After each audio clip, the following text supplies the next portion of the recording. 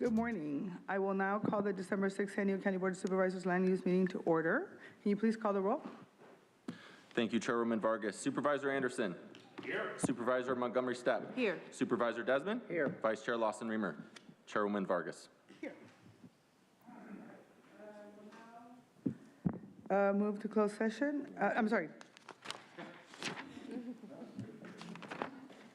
We'll now proceed with non-agenda public. Just so you know, we were going to move to closed session. I am following directions that were before we made a different decision. We'll now proceed with non-agenda public communications. This is an opportunity for the public to address the board on subject matters within the board's jurisdiction, but not an item on today's agenda. The only action the board may take is a referral to the Chief Administrative Officer. Reminder, according to Rule 4, members of the public that are non-English speaking and need interpretation assistance will get twice the allotted time for their comments, which is 4 minutes. As a reminder, according to the board rules and procedures, audience members shall not whistle, clap, stomp feet, or anything that disrupts the proceedings. To better facilitate the meeting, we will have 5 speakers in person, 5 speakers via phone, and the rest of non-agenda public communication will be heard at the close of today's meeting. Can you please call the speakers? And we're going to go ahead and do regular, we're going to go back to regular. Perfect.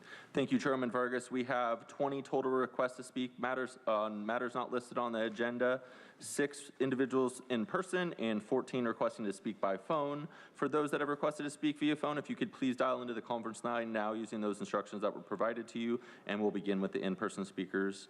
Again, we'll be calling the first 5 speakers pursuant to the board's rules of procedures. All remaining speakers will be heard at the conclusion of today's session. As your name is called, if you could please come forward and stand against the east wall under the murals until it is your turn to speak. You'll then have 2 minutes to address the board, and I'd like to invite forward the following individuals: Michael Brando, Vanessa, Robert Gurman, Summer Light, and Lauren, I believe it's Jeffries.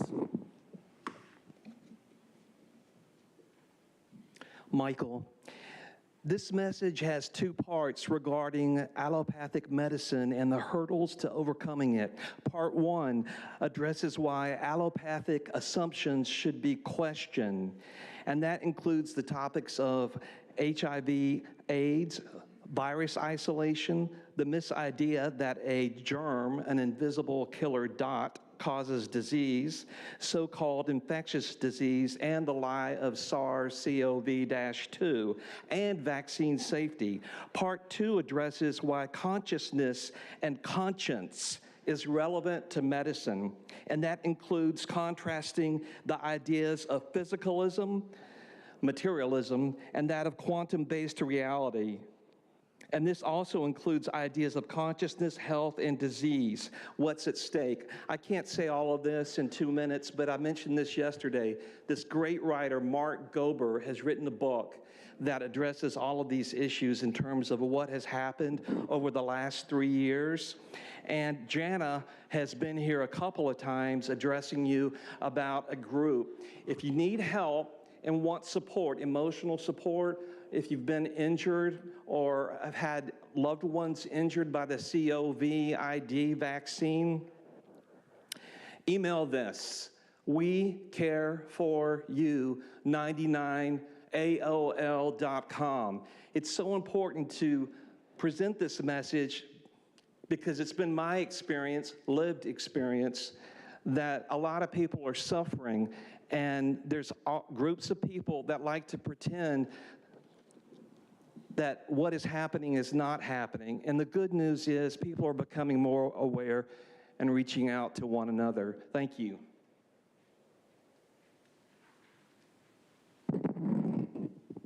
Good morning. My name is Vanessa Forsyth, and I'm a retired school nurse and a full-time Nana. We reside in Carlsbad for the past 23 years. I ask that the San Diego County Board of Supervisors ban avgas, leaded fuel, that is used at McClellan-Palomar County Airport, where I live, as well as the 8 other airports the county is responsible for. Private jets flying overhead make a lot of noise in our community, but while noise pollution is not okay, more serious is the lead and particulate matter in the fumes from these propeller planes, as well as the leaching of this leaded fuel into our water. Lead has a serious long-term health impacts, particularly for pregnant women and children. It is a neurotoxin. It negatively impacts developing brains. Scientific studies have seen a correlation to increased blood levels connected with lower IQ levels, attention deficit, and autism. This is particularly a concern as there are several schools in Carlsbad and San Marcos that are impacted by these planes exhaust. Local pediatricians, Dr. V. Wynn and Dr. Benjamin Schleifer, have seen the impact of lead in their patients and have spoken publicly about these concerns. Lead is also associated for older people with increased incidence of high blood pressure, cardiac and kidney disease, as well as suppressing immune factors. Leaded fuel in most planes and cars was gradually phased out in 1996. So I'm going to run out of time, and I will speak about this again and again, and I really want you to take action as quickly as possible, like now. Robert Gurman, a slideshow. Okay, deal.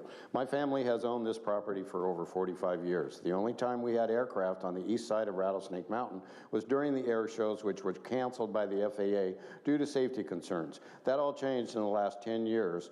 What has also changed in our neighborhood was who has moved or died because of the flight pattern change. Yes, I said died.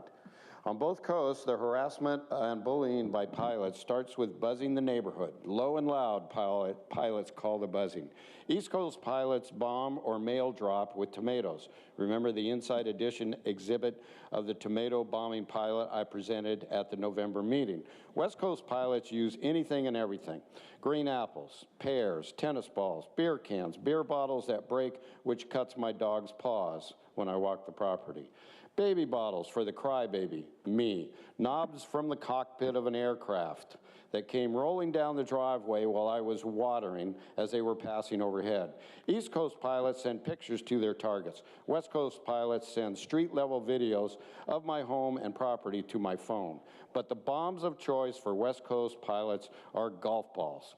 At some point, I was expecting a bowling ball. I get private, low air shows with smoke over my roof. Not very safe operation of an aircraft. Next meeting, I will tell you of the responses from El Cajon Police, San Diego County Airports, and the FAA. Thank you and happy holidays. And Mr. Desmond might be able to tell me, no? Air fuel mixture? Window crank? No, can't figure it out? Okay. And those pictures, and since I have time, that I'm showing you, I took from my property. That was from my backyard as I saw them coming over me. The next picture, I think, is they were setting up for another run. Only one pilot. Yeah, they're setting up for another run at me. Thank you.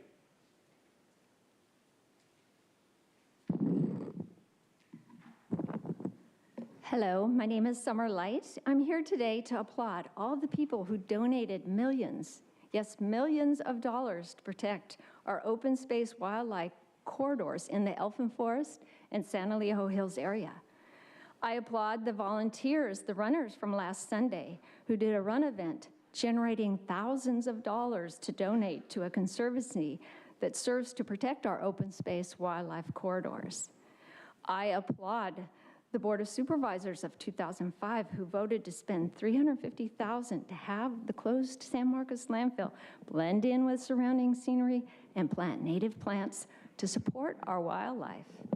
I want to thank Jim Desmond, who took the time to come out to the San Marcos landfill to hear our community concerns when asphalt was dumped on a once beautiful buffer parcel.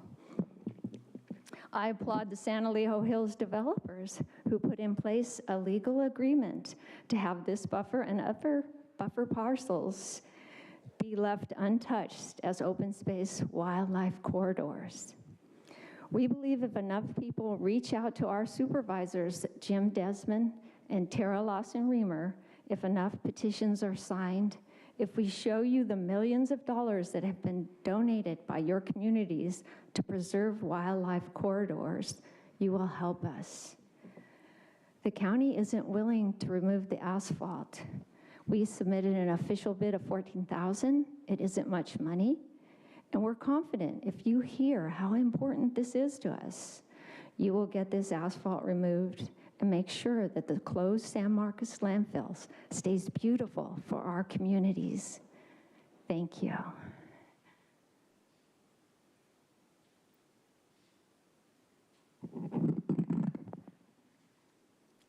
Hello, my name is Lauren Jeffers. I work in San Elijo Hills. I love hiking the trails, smelling the sage on the open space greenery in the hills, and watching the birds. Nature helps us to relax and refresh. Each year, millions of dollars are donated by people in our community to protect our wildlife. People and wildlife need the same things: place to find food, safe shelters, community to find a mate, and a peaceful life to raise their young.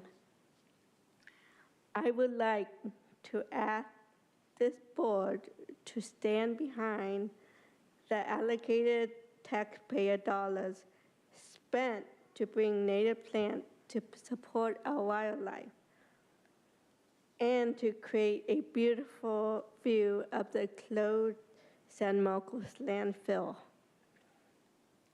The community feels our taxpayer dollars were violated in 2020 when the asphalt was dumped on our buffer lands. We want our open space views left untouched as agreed upon and funded for. Thank you. Thank you. And now we will hear from those that requested to speak by phone. Again, we'll be hearing from the first 5 callers. Remaining callers will be heard at the conclusion of today's session. When it is your turn to speak, you'll be unmuted. You'll hear a recording that will tell you to begin your comments after the beep. Again, I'd like to remind the callers that they should mute their TV or live video stream before they begin speaking. And we'll go ahead and begin with our first caller.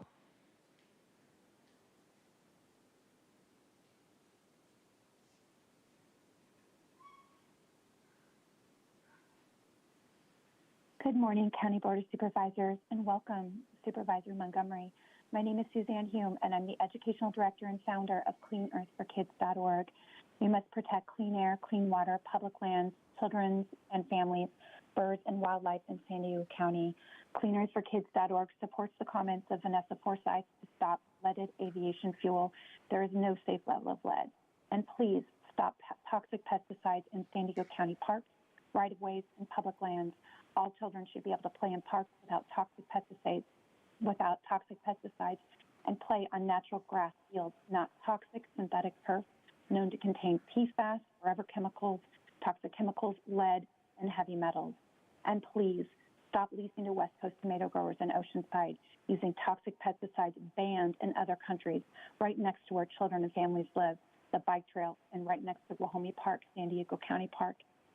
So the County of San Diego is knowingly leasing land to West Coast tomato growers who had worker violations and had to pay $1 million in 2018, and who poisoned me and are poisoning others living right there. Living near pesticides increases the risk of lung conditions, asthma, Parkinson's, Alzheimer's, cancer, leukemia, lymphoma, diabetes, blood and nerve disorders, coma, death, birth defects, miscarriages, sterility, depression, autism, anxiety, ADHD, and so much more.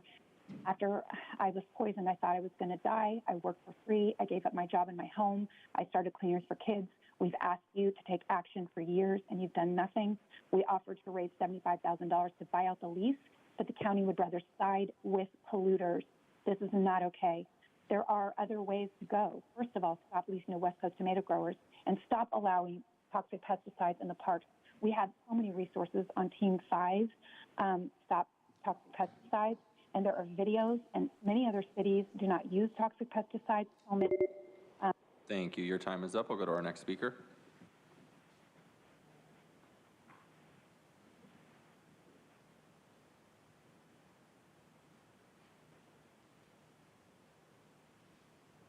Thank you. Good morning, Board. My name is Kathleen Lippett.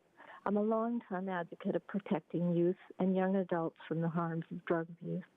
The county's public policies should support healthy community standards, not ones that exploit human weaknesses or undermine their human capacity. The county's partnership and support of the marijuana industry seems to have led to their failure to acknowledge the harms from the unprecedented levels of high THC products they produce. High-risk use of these products precipitates the need for sobering and mental health services. Those under the influence from THC, drunkenness, or mentally ill cause public disorders. The earlier adolescent use begins, the more likely the risk of mental health disorders. Ever-shrinking police, sheriffs, fire, and rescue resources are left to deal with them. They end up flooding our ER departments and jails, where they may not be able to get the services in time to save their lives. The city's marijuana ordinance has increased the access, availability, promotion, and normalization of marijuana, which has extended to other drugs. It's created a perfect storm for accelerating a downward slide in mental health and abuse of other drugs. Families and communities have lost too many loved ones to violence, drug abuse, dependency, addiction, depression, anxiety, psychiatric disorders, sleep problems, suicide, child poisoning, homelessness, and traffic deaths. Please make sure that your policies that you endorse do not contribute to the behavioral problems you are simultaneously trying to address. Thank you for letting me speak. Thank you. We'll go to our next caller.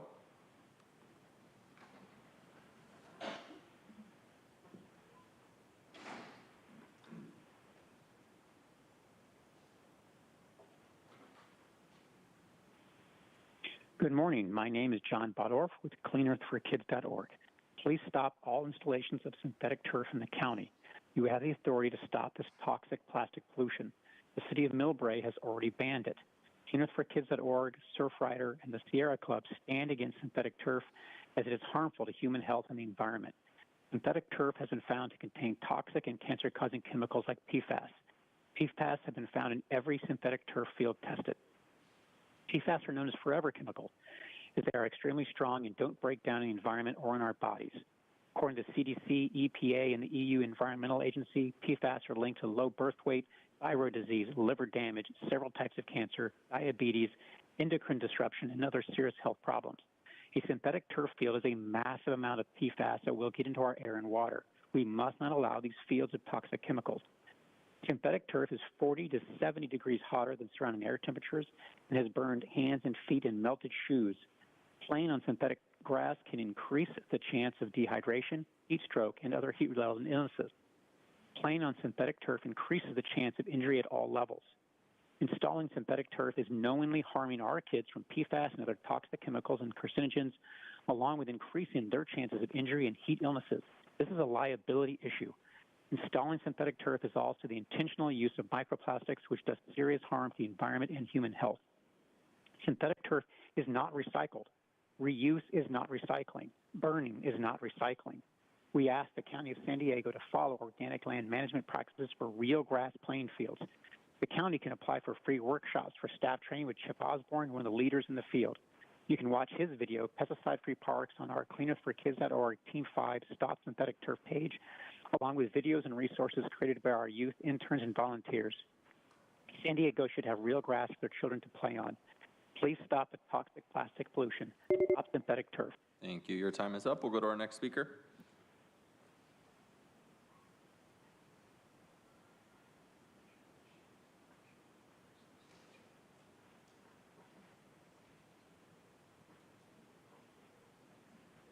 Our next speaker is Paul Heineken. You may need to unmute your device.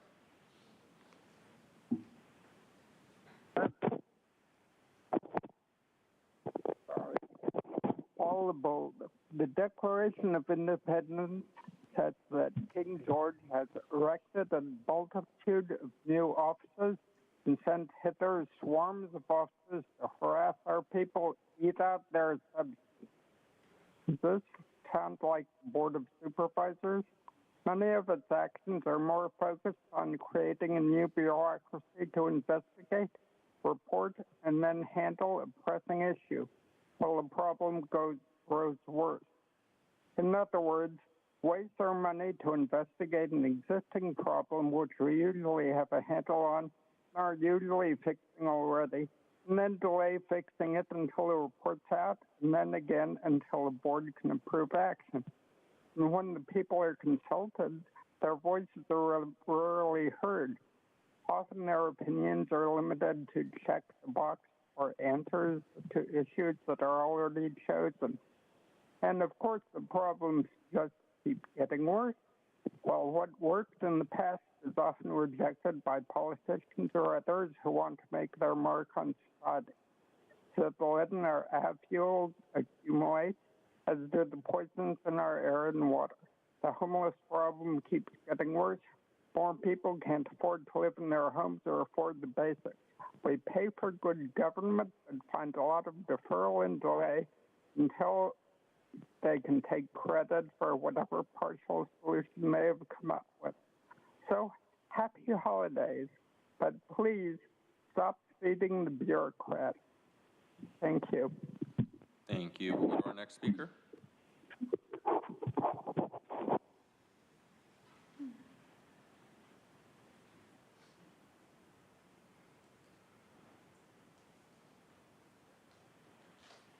Good morning, Board of Supervisors. Ann Riddle here. Thank you for the opportunity that public comment provides to all of us to share with you those things that we work on and care about in the county areas, particularly unincorporated areas. I work in public health, and one of the issues I've been tracking is the ABCD study, the Adolescent Brain Cognitive Development Study, in which UCSD is participating, one of 12 universities across the nation. They have been periodically releasing news releases regarding the results of their cohorts that they started at birth and that they have been following. The most recent one has to deal with the significant increased risk of neurodevelopmental impairment they see with their cohort, who are now 9 through 11 years old, as the result of the unfortunate prenatal marijuana use while the fetus was developing. This was augmented just 2 weeks ago by another study out of Kaiser in Northern California, where they checked the results of 364,000 infants that were born, and they found that those who were exposed to marijuana in utero had some unfortunate negative consequences, which included increased likelihood of early birth and more visits to the NICU and problems associated with small size at birth, and particularly of concern respiratory support necessary for these young infants. Both of these results highlight the need for us to help our women and our healthcare providers who serve them understand that good education is. Thank you. Your time is up. And Chairwoman Vargas, that concludes the request for non-agenda public communication this morning. Again, for all the remaining speakers will be heard at the conclusion of today's session. The next item on our agenda is the approval of the minutes, statements of proceedings for the regular meeting of November 8th. Is there a motion? Is there a second? We have a motion and a second. Please vote.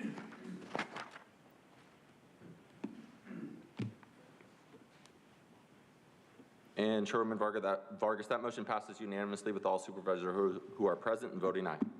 All right, we will now proceed with information of our consent calendar, items 1 to 5. Members of the public will be able to comment on the consent calendar after the supervisors pull the items they would like for discussion. Will any of my colleagues like to pull any item for discussion? Supervisor Anderson? Not this time, and I'm happy to make a motion in favor. Thank you, sir. Supervisor Montgomery Stepp? I will second the motion, no comments. Thank you. Supervisor Desmond? All right, I have no comments either, so I'm happy to turn it over to public comment. Thank you, Chairman Vargas. We have 5 total requests to speak on items on the consent calendar, 1 individual in person, and 4 requesting to speak by phone. Again, for any members of the public that requested to speak on items on the consent calendar, please dial into the conference line now using those instructions that were provided to you. We'll begin with the in-person speaker, and I'd like to invite forward Karma. You'll have 2 minutes to address the board. Please, if you could please state your name before beginning your comments for the record. Hi, the name Karma here. Hey, thank you, by the way. I wanted to get out of here yesterday. And you gave me that opportunity by talking while other people are talking, the issue that you have with the public. You have no problem doing that while people are talking. You can't listen while you're talking. So I definitely understand that. Now, when it comes down to you guys making choices, I hope you guys are making choices based off of the people, not based off of the organizations that got you elected. Now, I know that you guys aren't going to go ahead and solve or look into third-party individuals changing and adjusting votes. I definitely understand that. But what I can do is look for your opponents for the next election and create posters and encourage people that the other side is using political, purposes to go ahead and change the election. So I'll just fight fire with fire. Thank you very much for your time. Have a good day. We will now hear from those that request to speak by phone. Again, when it's your turn to speak, you'll be unmuted. You'll hear a recording that will tell you to begin your comments after the beep. I'd like to remind the callers they should mute their TV or live video stream before they begin speaking. And we'll go ahead and begin with our first caller.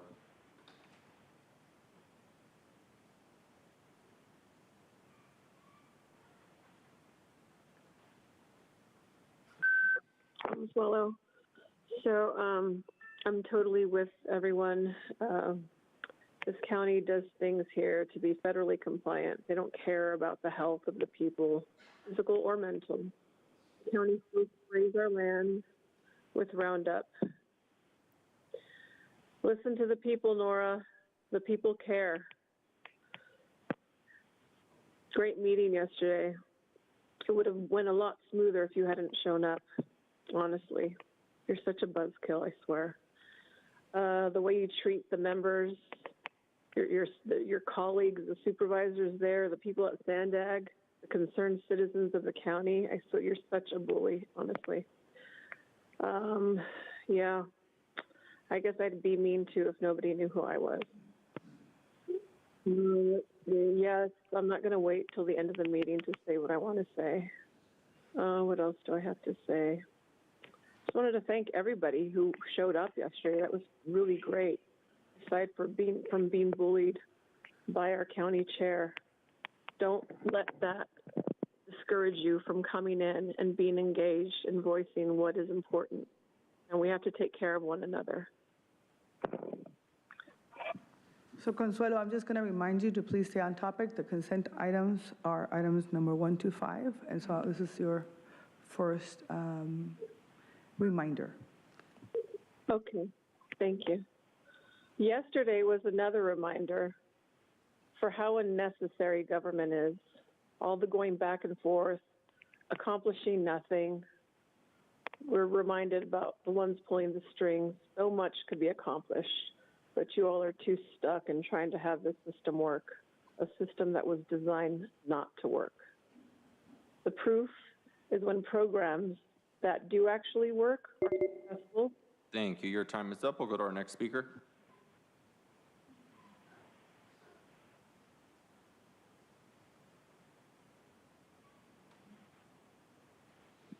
Paula Bold, the Mexico thing. Let's not demonize Mexico for our problem. There are sources contaminating our water from North Pantheon down.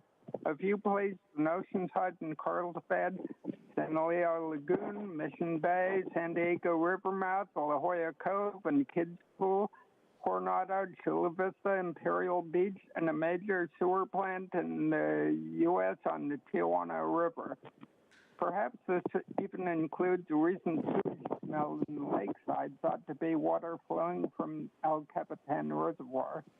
I am tired of politicians wasting time, money, and effort on having us fix the sewage problem in Mexico that is right here, too. Yes, Mexico has many problems, but you should look on both sides of the border before crying foul odor, that is. We can help Mexico to unstick the stuck valve in its sewage plant. Mexico could help us unclog and maybe even improve our own international sewage facility. Meanwhile, we need to fix our own problems. Look around and all over before you waste time on this. And the County of San Diego tract approval. An extension of time to complete needed street drainage stores is being requested due to financial considerations. But the final plan for this development was in 2017. It's now 6 years later. Should we keep kicking the can down the road in the middle of a housing shortage? Funds are already in place to finance the completion of the needed improvements of the developer. I cannot. We need to find a developer who will build the required improvements and not keep granting. Thank you. Your time is up. We'll go to our next speaker.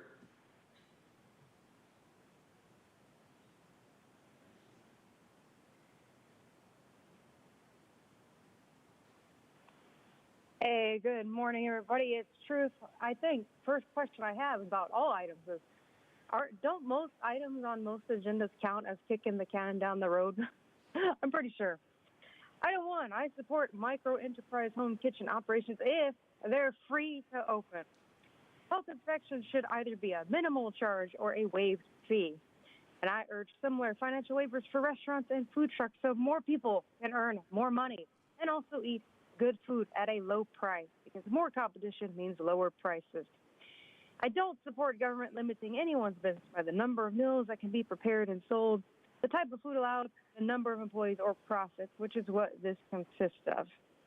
Item 2 continues the same old fraudulent emergency that is failing to get enough federal debt dollars for the sewage that's been at the border for decades. Question: what emergency is Mexico going to proclaim in order to quickly fix their broken treatment plant? Because they don't make too many efforts. There's always stuff in the news, and what changes? Nothing. The federal government, obviously, also our government, doesn't care about the American people's suffering of this old issue. They'd rather give money to Ukraine or Israel, when just one of those many military aid activities could have paid to fix the plants of both countries with money left over to maybe, fix roads or something we also need.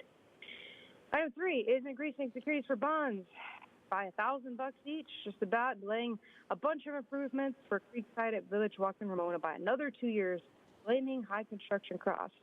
It's been 4 years with no work. Item 4 is increasing securities for bonds by about $500,000 each and delaying improvements for Palisades Estates and Bonsall. It's been 17 years with no work. That's pretty pathetic. And item 5 is more construction delays. No lanes for Harmony Grove Village in Escondido and no Belmont Estates and Belmont Center. Thank you. Your time is up. We'll go to our next speaker.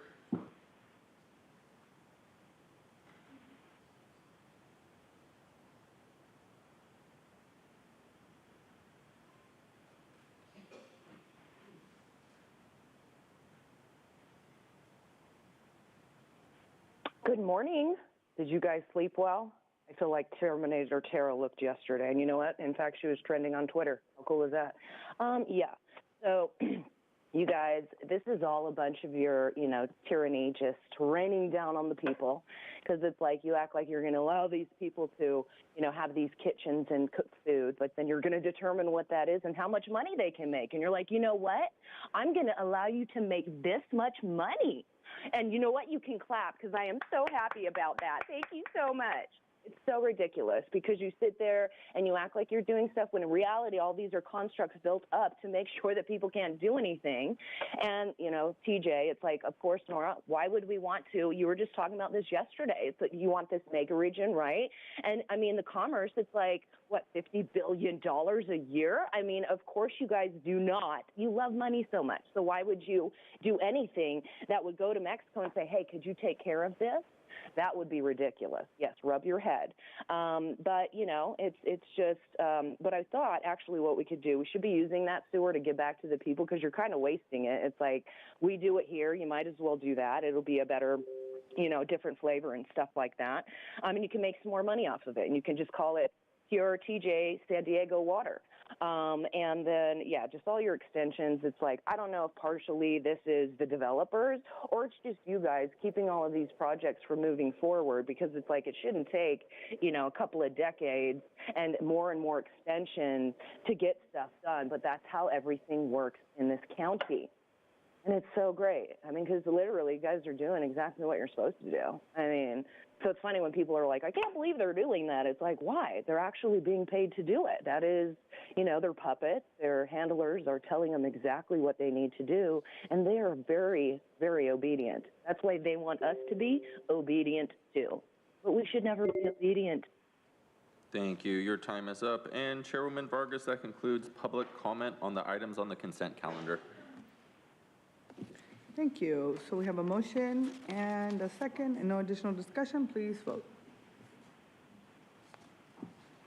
And Chairwoman Vargas, that motion passes unanimously with all supervisors who are present and voting aye. Thank you. The next item on the agenda is item number 6. It's the second hearing for the Newsom open space parcel. Before we go to public comment, I'm gonna turn this over to Supervisor Montgomery Stepp to read a statement into the record. Thank you so much, Chair, for this item, item number 6, Newsom Open Space Vacation and Addendum to the MND. I reviewed the November 8th agenda materials, written comments, and meeting videotape before participating in today's meeting. Thank you. Wonderful. I'm going to go ahead and ask the clerk to go ahead and call the speakers. Thank you, Chairwoman Vargas. We have 4 total requests to speak, all coming by phone. I'd also like to note for the record, we did not receive any e-comments for this item. For any members of the public that have requested to speak on this item by phone, if you could please dial into the conference line now using the instructions that were provided to you, and we'll give you a moment to do so.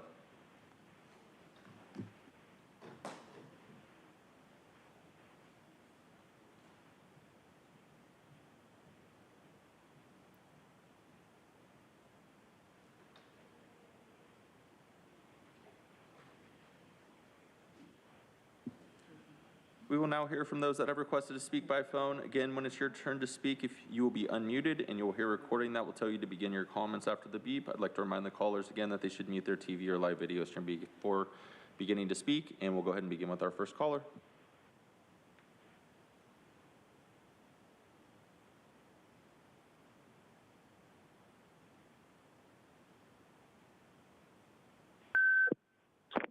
Let's see, from Suelo. So what I was saying earlier is so much could be accomplished, but you guys are all still stuck trying to save the system and have the system work when the system was entirely designed to not work. And the proof is when programs that do actually work and are successful, they soon become unfunded by the government. Doesn't that speak anything to you?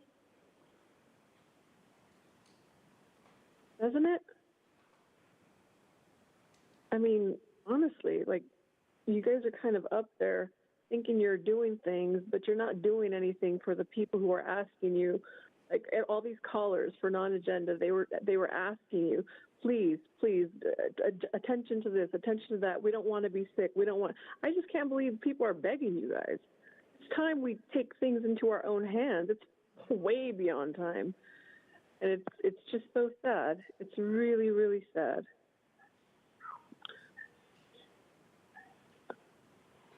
So, anyways, and I identify as being on topic. Thank you, Nora.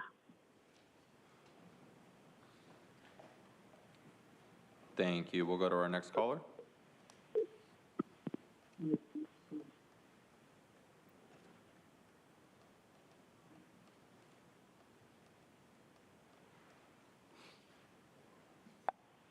It's Truth. Monica, thank you for letting us know you actually read the item. Very important. I actually think every supervisor should do that.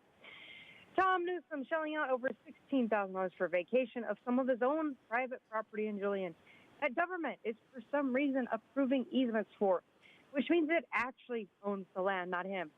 But I'm wondering when this single-family home will get built. because it better be rushed, because the further the state moves into a totalitarian direction, the less they're even going to allow single-family homes, either by creating new regulations or by increasing all the building fees more.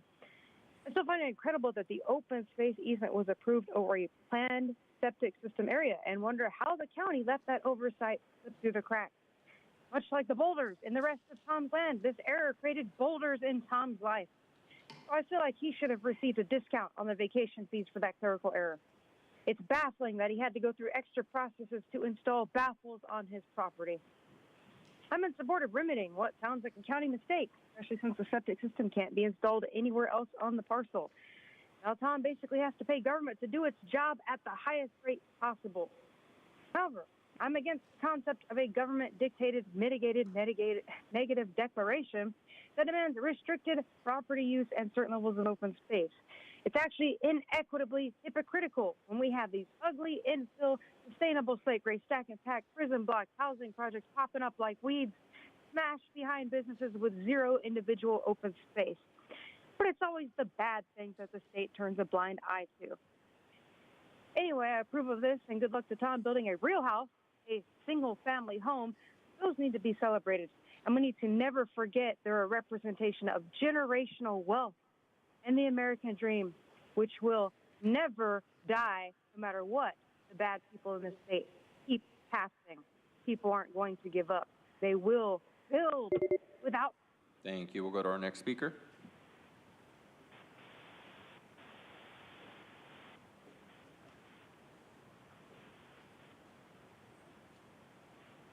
Man, is terrorists ever going to be here anymore now that Monica's here? I bet you she's not even going to show up anymore. She's super stoked not to have to look like a cokehead today. Anywho, so everything that we do with housing, it's so funny because it's like, we're going to get you in housing. And really what happens is if we mess up, we're going to charge you for it. And then it's going to, make things go down the road a little bit further. But it's like we want to get people into these homes, and then all we're doing is basically pretending that they're going to be there for a little while. And then you know what happens? All these companies make mistakes. We got to reassess, and we got to see what you're going to pay for this. And then all of a sudden they're like, I can't afford to live here. And the government's like, you know what? That's okay. We'll take it from you. That's all right. And we'll help you out. This is the whole plan. It's like people aren't supposed to be in their homes. They're not supposed to be building. All of this stuff is set up so that nothing goes forward. Because if it was, we would just be able to, buy property and allow homeless people there to go there and actually live on it. But you know what? You can't. Because there's all these constructs that are built up around the people that are a facade that nobody should be engaging in, because this is all corruptness. It's all tyranny. And you guys do it intentionally. Only you just virtue signal and we're like, yeah, I'm just doing so great. We're going to help these people out. But as long as it has a, future public use, that the people can, come in and use it, we need to make sure I dictate what happens on your property. You don't get to decide. And then you know what you're going to do is pay me to tell you what to do and ask me to beg for things that you need. And you know what I'm going to do is be like, it's out of my hands. I'm so sorry. There's nothing I can do about it. We're just going to have to take your home. It's very sad that you guys are doing the bidding of Satan. But you know what? I don't know if you know this, Nora, but hell has open borders. And you know what? Heaven has a very strict immigration. Thank you, Chairman Vargas. That concludes public comment on this item. Do we have a motion on this item? Is there a second? Second. Any additional discussion? All right. Do you have Okay, please vote. I want to make sure, because yesterday we had some issues with the button and the discussion piece. So, all right, let's vote. Thank you, Chairman Vargas. That motion passes unanimously with all supervisors who are present voting aye. Thank you. All right, the next item on the agenda is item number 7, the Traffic Advisory Committee and related CEQA exceptions. I'm going to turn it over to, do we have a presentation? No. So I'm going to turn it over to public comment, and then we'll come back for any discussion. Thank you, Chairman Vargas. We have 4 total requests to speak, all coming via phone again. Also like to note for the record, we received 4 e-comments on this item, 2 in favor and 2 in opposition. Again, for any members of the public that requested to speak on this item by phone, if you could please dial into the conference line now using those instructions that were provided to you, and we'll give you a moment to do so.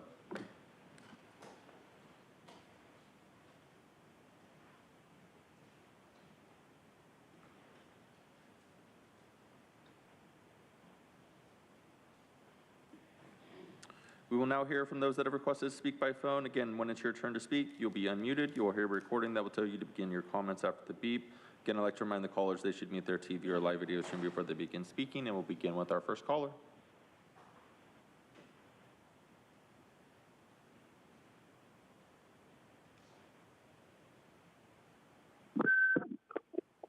Consuelo.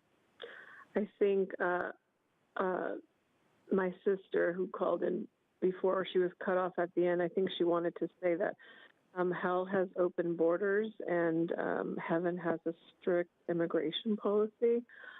But yeah, I just wanted to finish that off for her. What else? Let's see, we're on 7, right? 7. What else do I have to say? That is correct. We're on item 7. Okay, good. Thank you so much. Wait, I have something written here. Hold on. I almost have it.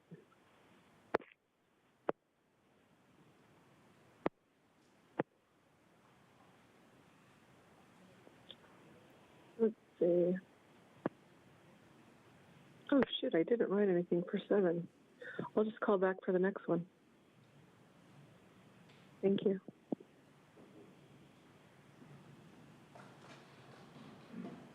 Thank you. We'll go to our next speaker.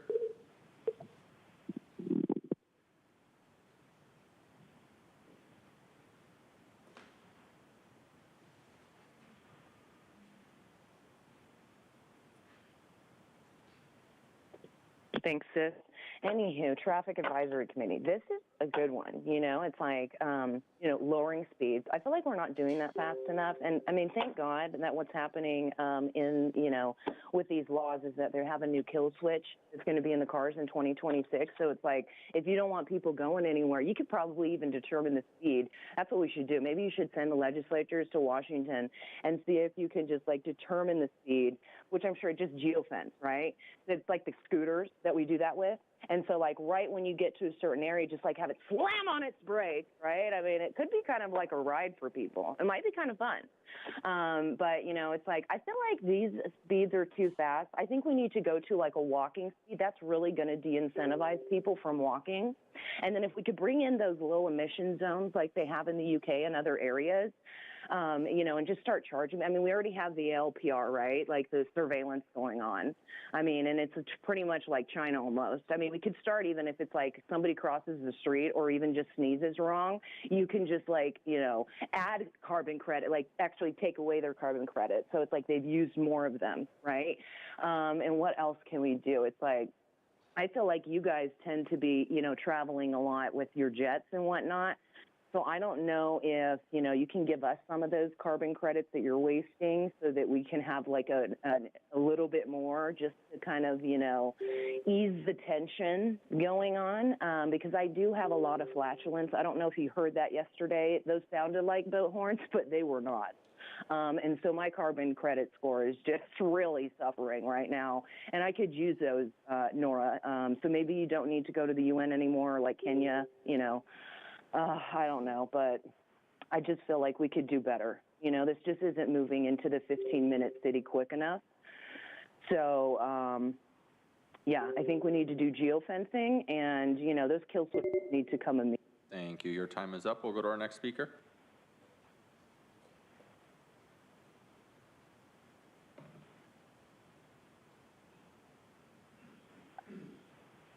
It's truth.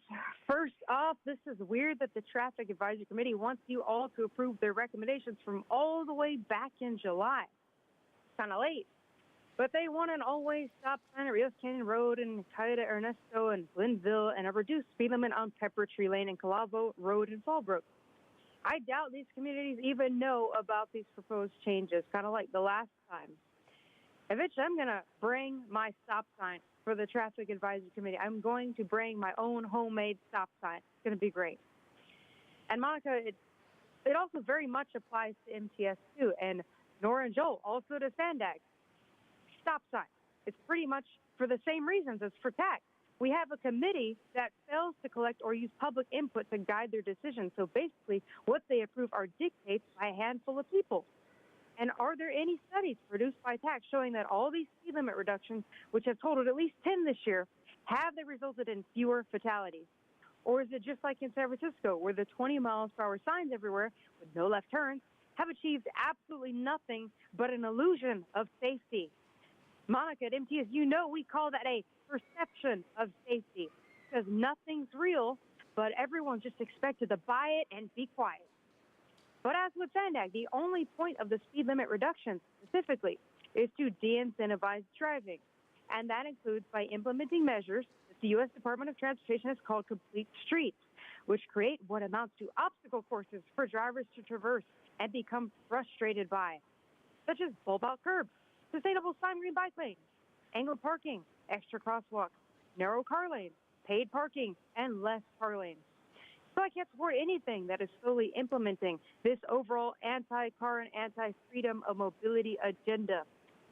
Equally stop tax, stop MPS, and especially stop Sandag. There's no state. Thank you. Your time is up. And Chairwoman Vargas, that concludes public comment on this item. I'll move to approve. Thank you. We have a motion and a second. Is there any additional discussion? Seeing none, please vote. And Chairwoman Vargas, that motion passes unanimously with all supervisors who are present and voting aye. Thank you. The next item on our agenda is item number 8, authorizing to advertise and award a construction contract F for Alpine Community Park and adopt a resolution to establish an always stop at South Grade Road in Calle de Compadres and certify the environmental impact report. I'm going to go ahead and ask the clerk to call for the public comment. Thank you, Chairwoman Vargas. We have 25 total requests to speak, 8 individuals in person and 17 requesting to speak by phone. Also like to note for the record, we did receive 149 e-comments on this item, 38 were in favor, 105 were in opposition, and 3 were neutral. For any members of the public that requested to speak on this item by phone, if you could please dial into the conference line now using the instructions that were provided to you. We'll begin with the in-person speakers.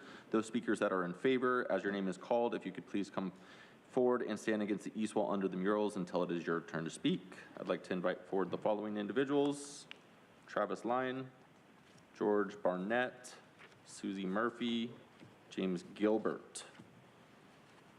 You'll then have 2 minutes to address the board. If you could please begin by stating your name for the record. And Travis, you'll have 5 minutes since you're the chair of the planning group. There it is. Thank you so much. My name is Travis Lyon. I'm the chair of the Alpine Community Planning Group. Chairwoman Vargas, fellow Board of Supervisors, thank you so much for this opportunity to speak on this item. I want to start off by actually thanking Department of Parks and Rec.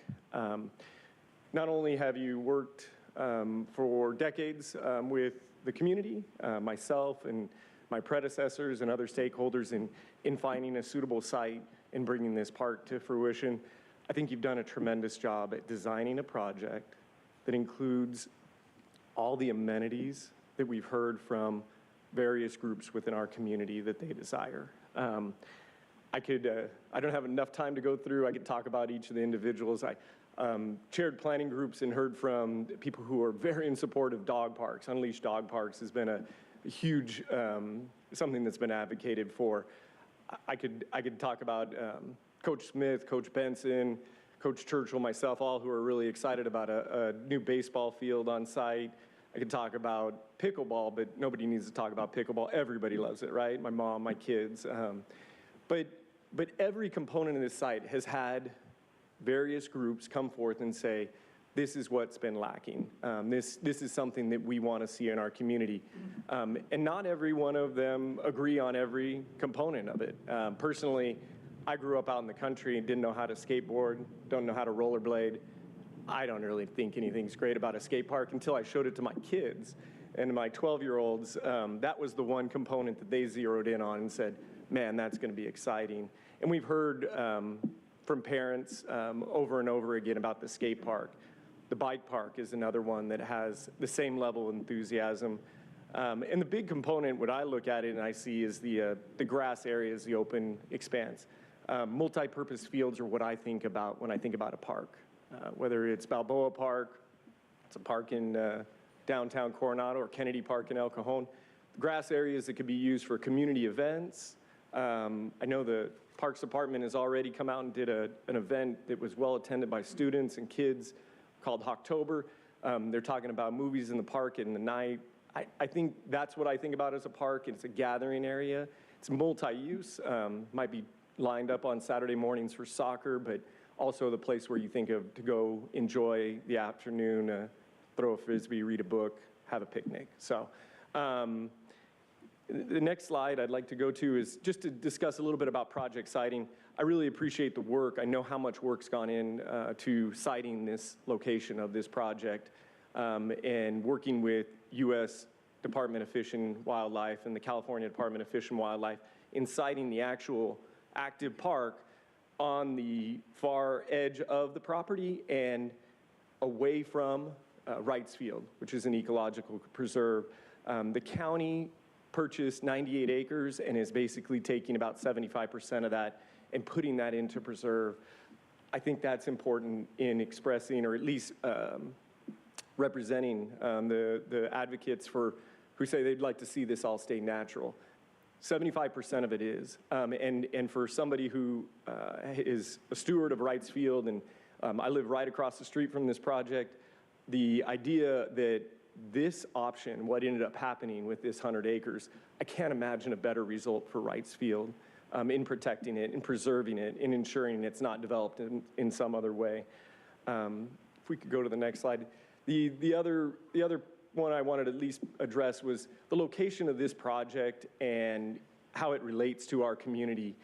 You can see the two schools highlighted in yellow, the park's over there on the right, and you can see the existing Wrights Field Preserve is 260 acres roughly. We're preserving another 70 with this project. It's over 300 acres right in the middle of our town.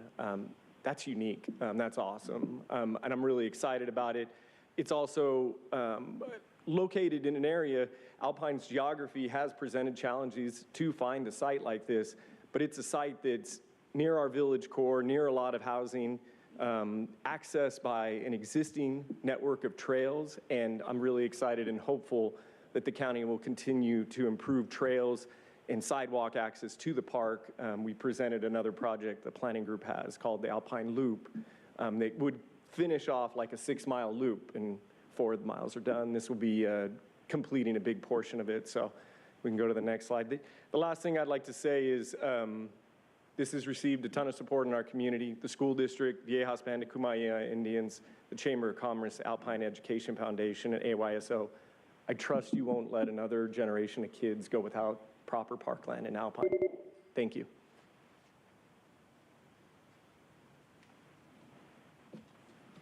Good morning. I'm George Barnett. I'm a 25-year resident of Alpine, a former 4-term member of the Alpine Community Planning Group. And I will read so that I don't stumble over my tongue. I wish to applaud the board's heretofore unanimous support for this community park. And I wish to update you on the demographics of our children. According to the school accountability report cards, 47% of our students identify as non-white. 23% are a combination of English learners, foster youth, homeless, and students with disabilities. 32% of our students qualify as socially, economically disadvantaged. The Alpine Community Park will address longstanding social inequity, and that is the sparsity of parkland for community outdoor health and recreation. And 2, the wonderful, comprehensive, and actually wholesome environmental education and outdoor programs now being conducted by county parks are going to be coming to Alpine and available to our children and to our families. So thank you very much for the immense good that you are doing for our economy.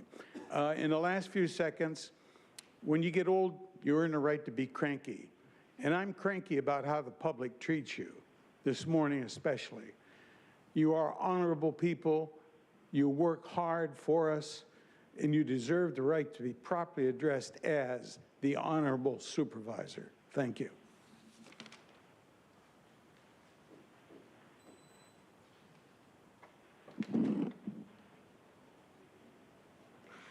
Hi, good morning. I'm Susie Murphy. I'm representing District 1 proudly on the County Parks Advisory Committee. Thank you for the opportunity to speak this morning in support of this agenda item for the Alpine Community Park. Park investments make San Diego a healthier place to live. Alpine lacks a community park, and with the projected growth of the area, that's just not acceptable. Parks address growing rates of physical inactivity, poor mental health, and social isolation, which we see in many aspects of our society today. Alpine is rated below the county average in access to parks, according to the San Diego Foundation. This plan will preserve a majority of the 90 acres of the parcel as open space, with less than a third of the parcel being developed as the park for the community. This undeveloped open space directly adjacent to the Wrights Field is another amazing win for the community. With the projected growth predicted for Alpine, parks amenities such as this are required. I commend the county staff on their thorough engagement of the community over the years on this project, including the many public meetings held before COVID, which I attended, and met many Alpine residents, including families and youth who were engaged in the planning of the park and were very excited at that time of all the wonderful things shown in the plan. I urge the board to vote to approve this agenda item, and I thank you for the opportunity to provide comments today. Thank you.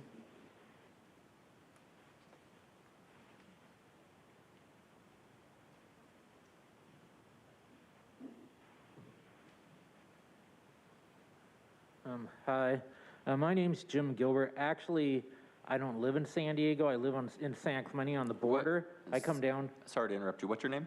I'm James Gilbert. James Gilbert, thank you. Yeah. Begin your comment. Okay. Well, basically, I live in San Clemente, but I've come down to San Diego County hundreds of times to skateboard. And I saw something on Instagram about this. I figured I would come down and just talk about. I've been to Alpine before. It'd be nice to have a skate park. As many skate parks around would be better. Right now, currently, I'm working on something. I got like $3.5 million for their San Juan Capistrano Dana Point thing. Almost everybody signed for the skate park. I think I got something like 10,000 signatures, but then their city moved it to another location, which gave a bunch of problems. But before that, nobody complained. But that should be built pretty soon. I've been skateboarding for more than 30 years, got injured, pulled muscles in my legs, so it's hard to ollie, if you know what that is, where you go up in the catch air. It hurts my leg, but it's still fun to like roll around at the skate park, go other places. Like I like the one personally in Oceanside, Prince Park, where you can flow or whatever you call it, go down, up, and it doesn't require ollieing. But 30 years ago, like I always loved this school down below me called Truman Benedict. Now they have these knobs. They knobbed it around late 90s, so they put these big things in the way. So when you try to skate the ledges, it's in the way so you can't skate it. But luckily, I had that school to skate when I was younger. I went to a school. I had a severe speech problem. It turned out I had a brain tumor, and people treated me like shit. And we don't have your size football uniform. Oh, you scored a soccer goal. What do you think you're doing? You kicked the ball too hard. I went to San Clemente High School, but I had my skateboard to skate at that school. So I was just in support of the skate park. If it wasn't for me skateboarding, who knows what I would have gotten into. But I had my skateboard to roll around and do every day after school. Thank you. Okay, thanks. We will now hear from those that are in opposition. I'd like to invite forward James Mason, Julianne Simper, I believe it's Justin Damill, and Robert Gurman. Again, you'll have 2 minutes to address the board, and if you could please begin by stating your name for the record.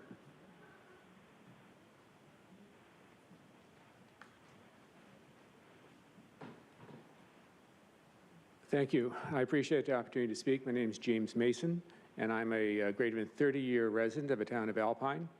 I'm also a board member of Preserve Alpine's Heritage. The fact that this proposed park is in fact on over 500 acres of natural heritage is what is at stake. Its design is such that the damage from light, from sound, from all of this will transpire across those areas. The legal analysis from the prestigious firm of Schutt, Mihaly, Weinberger shows that the EIR is fraught with error in this regard. It uses outdated population estimates, which are inflated by today's standards, using Series 13 and not Series 14. The amount of growth that will occur in the county is dramatically less than what was initially put into the calculations for the size of this park. There's a faulty and significant analysis of the sensitive species on the environment, as well as the fact that this property is part of the MSCP designated biological reserve core area. In addition, there are significant public safety questions as well as fire risk, all of which are challenged legally. So therefore, I'm asking please postpone consideration of a project until a legally adequate EIR is circulated. And then please consider a passive natural park in this site, which will inflict far less damage on the environment and still support the town. Thank you.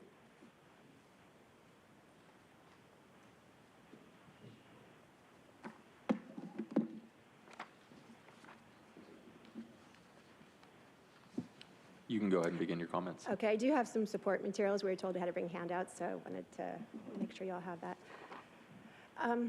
Okay, so my name is Julie Simper. I am here to ask that you not approve this park design. It's really important to understand that, like many of my community members, we are not against a park, neither a park against a park in this location, but we are against this park in this location. Understanding the community concern, it's important to understand what we were expecting, what we were told to expect, which was a small park about half the size, much more nature-based, more respectful of the location.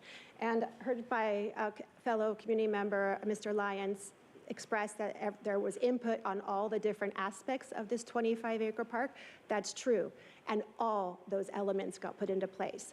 If you look at the county's data themselves, and you have a packet with some of those highlights, there was minimal input for most of the elements that they have in there. They basically had the space, and so they said we can do this much bigger park twice the size. We've been told not to complain, that if we don't support this design, we might not get anything. We've even been told by some of our local and county leadership that fear tactics, that if we don't use it for a park, it's going to be low-income housing. They've weaponized that. What I really want to implore today and call your attention to is that every time you've asked for our public input, we've stepped up. Thousands of community members have answered your calls for public comment.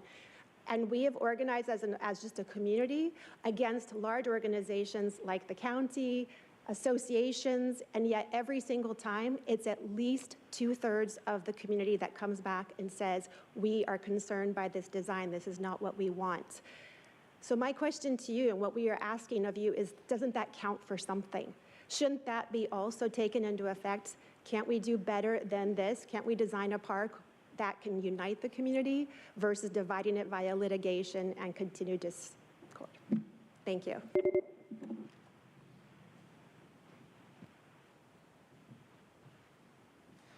Hi, good morning, Supervisors. My name is Justin Daniel, and I'm the Chapter President and Conservation Chair of the California Native Plant Society San Diego Chapter. I'd like to start today by thanking all the supervisors for your service, and especially Supervisor Montgomery's step on your years of selfless service in San Diego and now with the County of Supervisors. Today, our chapter urges nay votes, and I personally stand in opposition of item 8, the Alpine Regional Sports Complex, which is currently mislabeled as just a community park. This project would better serve San Diego County and the families of Alpine by sending it back to staff and focusing on a nature and learning center with a staffed ranger and well-managed trails.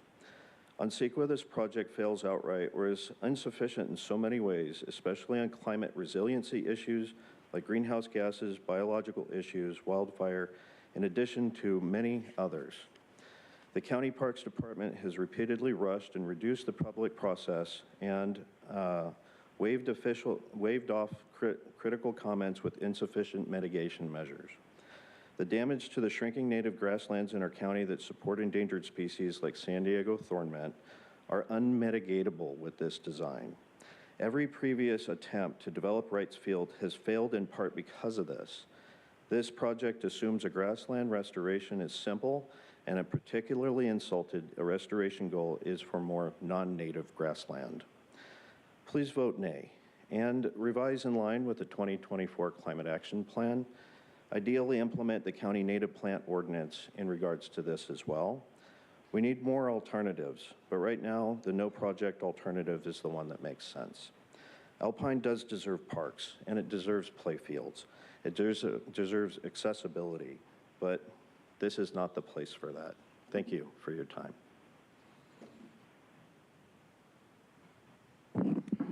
Robert Gurman, Lakeside. Citizens against Gillespie's expansion low-flying aircraft. We oppose item 8 because it does not include a stop order directed at small propeller aircraft that train and fly over this area.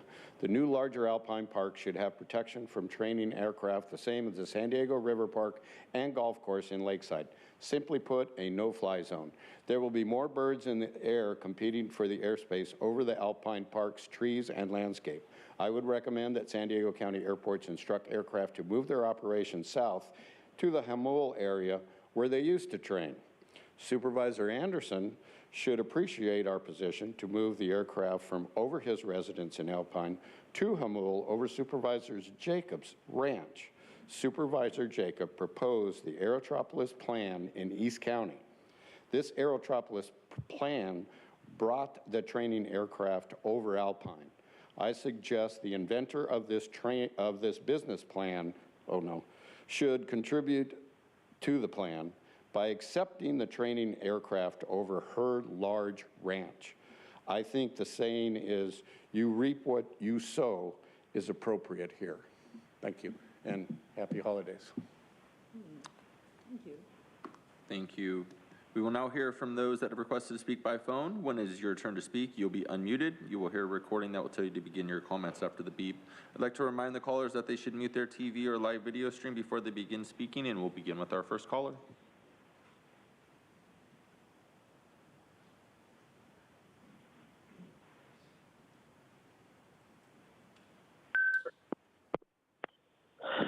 Consuelo, 22 million, yikes. You don't have to sell it hard to them. You'll get your park. But there are plenty of others who don't want this park. But they don't care. Again, not listening to the people who already are enjoying nature.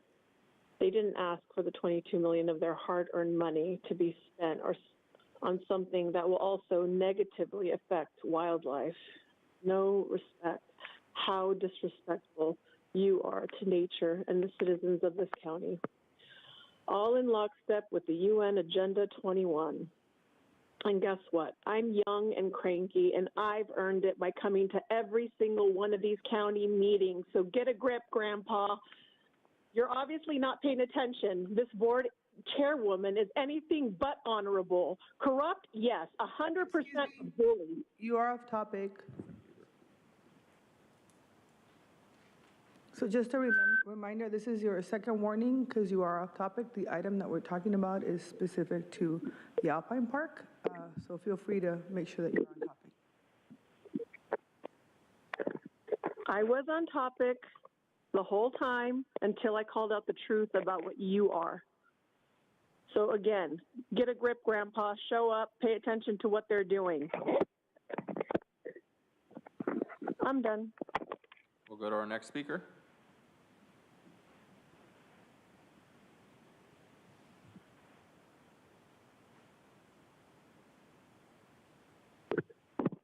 Bold. It is a disservice to the public and to the taxpayers to bring last month's proposal back in the same form at the same ridiculous price.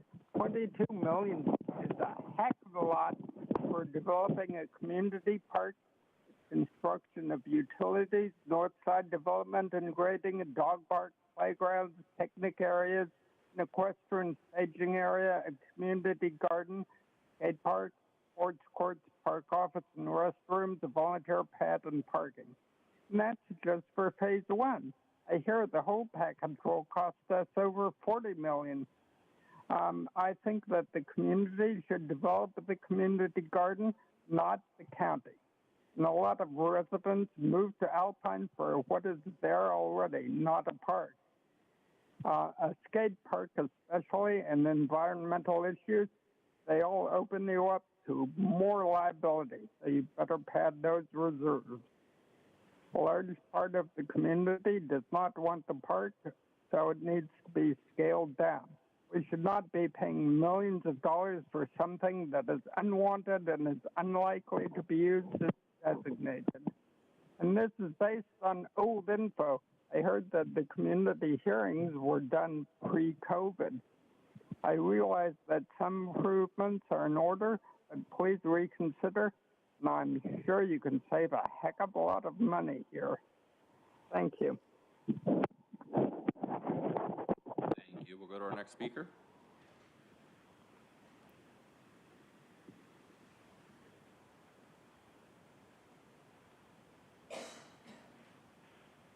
Hi, my name is Alana Light, and I've been an Alpine resident since 1996.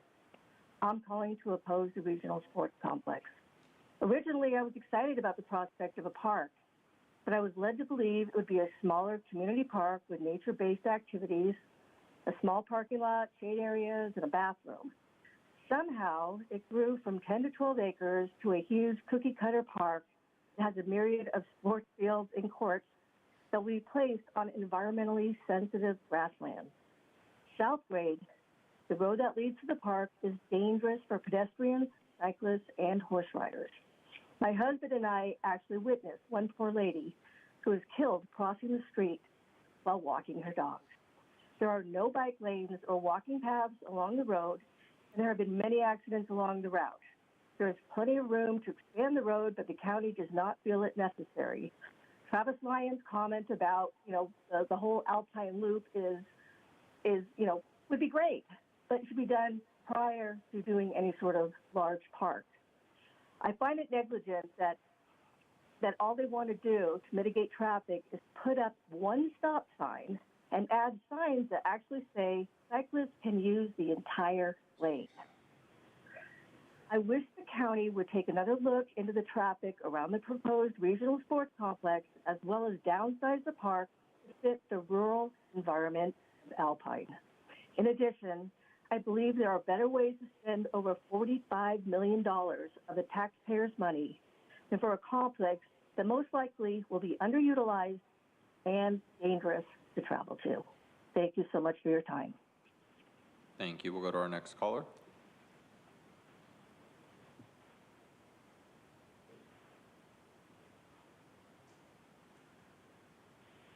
Good morning. I am Dominique Norton.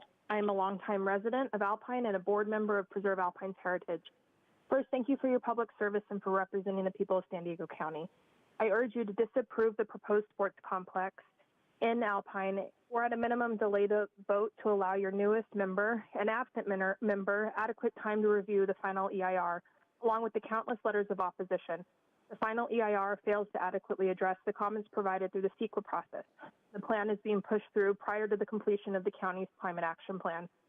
The proposed park site creates a social equity issue as it lacks safe access without sidewalks or bike paths to the park for community members, especially our youth. The project site is located over a mile from our town center. To further my point, DPR is on record stating that the park is a drive-to park. The only improvement to the road is to install a stop sign at the entrance of the park at the intersection of Southgrade and Calle de Compadres, a cul-de-sac of 6 homes.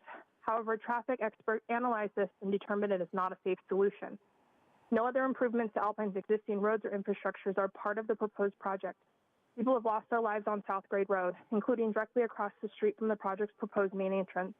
As a mother, I'm terrified of the potential injury or loss of life this project creates by attracting children without a safe way to get there. DPR claims I'm the target audience for this sports complex, a mother of 2 young children. However, I do not support the proposed project. I grew up as a child in Alpine, spent countless hours playing and exploring the site, and even spoke before the Board of Supervisors as a 6th grader in the 90s in opposition of a different development on this exact same site. I stressed then, as I stress again today, that this property deserves to be protected for our future generations. The site offers our youth a unique opportunity to explore the natural world. Please consider the concerns of the public. And again, thank you very much for your public service. Thank you. We'll go to our next speaker.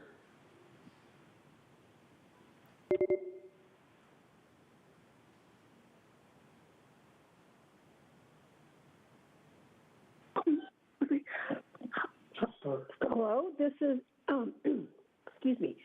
Good day, Supervisors. I'm Annie Norton, a resident of Alpine, a member of Preserve Alpine Heritage, and I thank you for this opportunity to express my opposition to the proposed park. How can you allow this project to go forward when the final EIR states that the county will address fire, traffic, road conditions, sewage, and water as the project develops? Excuse me. Honorable Anderson, you call Alpine your home. You personally know that South Grade Road cannot safely handle the influx of additional drivers. Excuse me.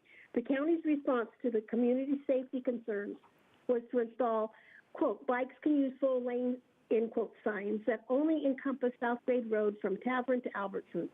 The signs do not even reach the two nearby schools and therefore effectively cuts off the safe passageway for our children to reach this park. These signs are only band-aids to an ever-present lethal danger to our children, cyclists, and car drivers. In addition, the county is only willing to install a walkway to nowhere encompassing only the perimeter of the park. What good does that do? You know, Supervisor Anderson, that all neighboring home developments are presently at peril if we need to evacuate due to wildfires. You personally know the extreme fire danger of the park's location, yet the project still promotes the use of barbecues. You know sewage and water access will be needed, but it's not zoned for it presently, yet the project has not explained to the public how these will be dealt with, except to say that these bridges will be crossed at a future date. The future date is now. We deserve to know what to expect, and until we have concrete information, this project must be halted. If you do not want to protect a highly valuable ecosystem, as you at least owe your citizens a safe environment and continue. Thank you. Your time is up. We'll go to our next speaker.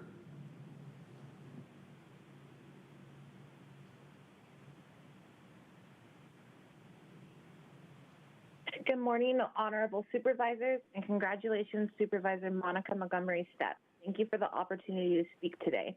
My name is Courtney Norton, a 32-year resident of Alpine and a board member of Preserve Alpine's Heritage, and I am calling in opposition of the Alpine Regional Sports Complex. I grew up in Wrightsfield and on the county-owned property. This is where I found my love for the environment, and this is what this land has helped shape the person I am today.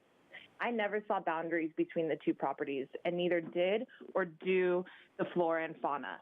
Both properties are rich in ecological importance and educational opportunities that are not just valuable to Alpine, but to the county and the state of California, and ultimately the globe. We are stewards of the earth, and we have the responsibility to care for it. In 2009, when a high school was being proposed at the site, the county stated, due to significant and unmitigable impacts to biological resources and MSCP, the county cannot recommend this site to be used for intensive land use. Now, 13 years into the future, this property remains the same. Time and time again, community members have shown up in opposition and have been the overwhelming voice to this proposed park. Regardless of our participation, we are continuously ignored. We are now not only paying taxes for this neglectful project, but we are also having to dig deep into our personal wallets to find legal representation in opposition. Why are our voices not being heard? I respectfully request that the vote be postponed until each supervisor can properly review the final environmental impact report and can meet with the concerned community members. Thank you for letting me speak and also for your public service. Thank you. We'll go to our next speaker.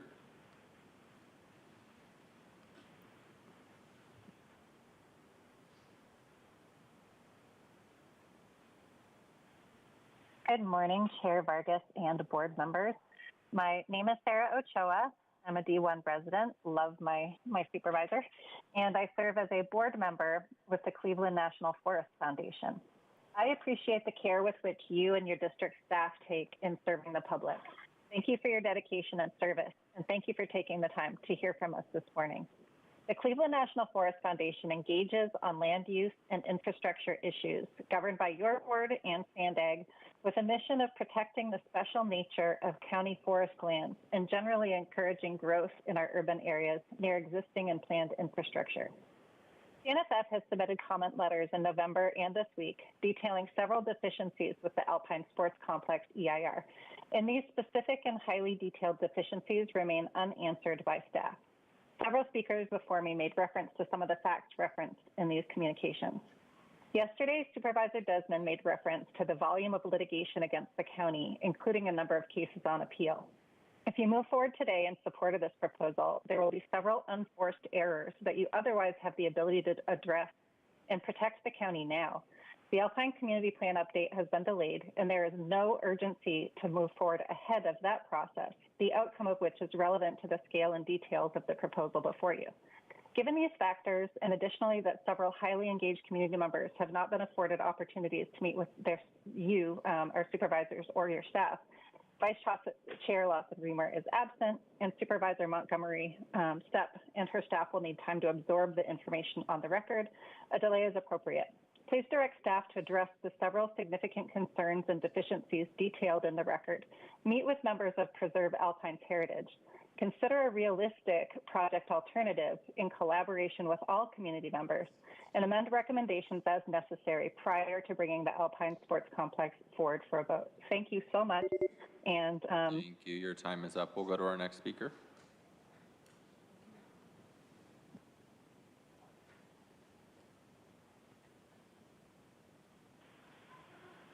Hello, good morning. My name is Danae Ranucci. I have been a community member. I've lived in Alpine since I was 5 years old, grew up here, and I now have 2 young boys, 1 and 4-year-old, so I apologize in advance for any background noise that you may hear. I feel that my family is one of the target audiences for this park, and time again, I hear that kids and the community members of Alpine are the most important part of these members. However, I stand in opposition of this park, and I ask that you please reconsider either postponing this vote or doing a nay against the park in its current design. This park currently... Thank you so much for your patience and all of the time that you serve with us, and I appreciate the design and the effort that has been put into this park, but it is not right for this community. The land and the way that it stands has so much value, and if we were to change it significantly in the way that this current park project describes, there would be no way to gain it back.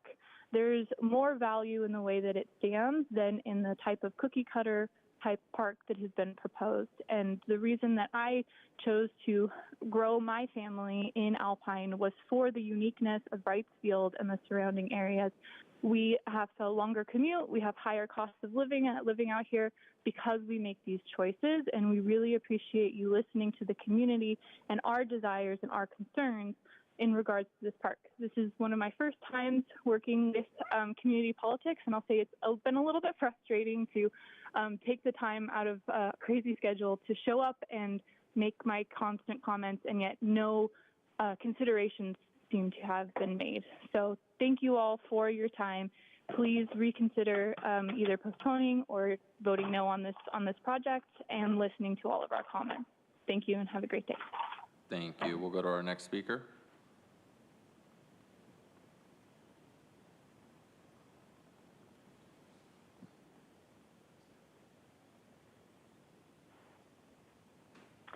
Good morning. My name is Susan Baldwin, and I'm a retired planner, and I'm going to read a part of the letter sent to you by Duncan McFetridge of CNFF in November about this project because he is not able to attend today's meeting. The Alpine Community Park project before you today puts the cart before the horse. The sports complex is not an isolated, standalone project, but rather is a part of larger plans, including the Alpine Community Plan, the General Plan of the county, and the Climate Action Plan. One half of the Alpine Plan area is in the National Forest. Completing the community plan and ensuring compliance with all the applicable plans for the area is critical, not only to ensure that Alpine develops in a way that serves the community, but also to ensure the preservation of the health of the Cleveland National Forest. And if the big picture of these larger communities is changing, which it is, then obviously the sports complex needs to change both in size and location. It's a fact that the proposed Alpine Community Plan has been put on hold, and because of this, you should postpone a vote on the sports complex. Now I'd like to make a couple of my own comments.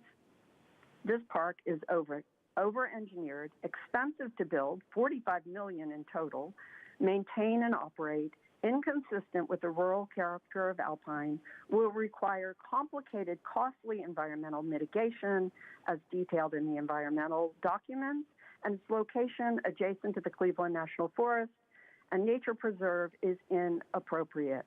Alpine residents wanted a park and want a park with access to nature, playgrounds, passive recreation, and restrooms, not a regional sports complex. Thank you very much for considering my comments and those of Duncan McFetrich. Thank you. Thank you. We'll go to our next caller.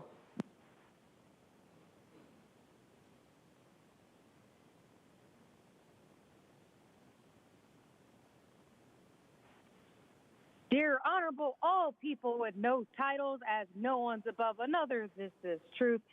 Cordial for some unknown environmental extremist forest organizations threatening lawsuits reason, this seems to be one of the most controversial parks in the county. And I always enjoy hearing the debates from the community. Respect to all the people from Alpine that showed up. I can understand why people living directly adjacent to the park would have apprehensions. And I know there are several contentions about what feedback was received for the various community outreach efforts by the county, which is unfortunate. So I want to recommend that for future outreach, one, the county set up a booth at county-sponsored events or participate in local community events in order to reach more people. And two, when applicable, the county needs to start keeping a video record of feedback received so that it won't get lost in the sauce. And three, if a majority of people feel misled or unheard, then more outreach needs to be done. Although, you need to look and see who's giving that feedback. It's a little bit suspicious. Personally, I'm usually supportive of more parks. I like a lot of the stuff and absolutely yes to skate parks. There's only two things that sound bad. One is the 5 electrical vehicle charging stations. Lithium infrastructure is a fire hazard, and that's the last thing the backcountry needs and is unlikely to use anyway. And two is the cost of all the future construction. $22 million just for phase one and a projected cost of well over $45 million for completion and two new county workers. If I had a solution for a cheaper price, I'd offer it, but I don't. And I think this type of park project proves your points yesterday, Joel, about the county needing to avoid more lawsuits, that there can actually be funding for the simple things that your constituents could actually benefit from, like a park. Simple things like repaired roads, law enforcement, and community events. But I guess when you have certain organizations with an agenda, it gets really difficult to get things passed. That's kind of the feeling I got listening to some of this. Thank you. Your time is up. We'll go to our next speaker.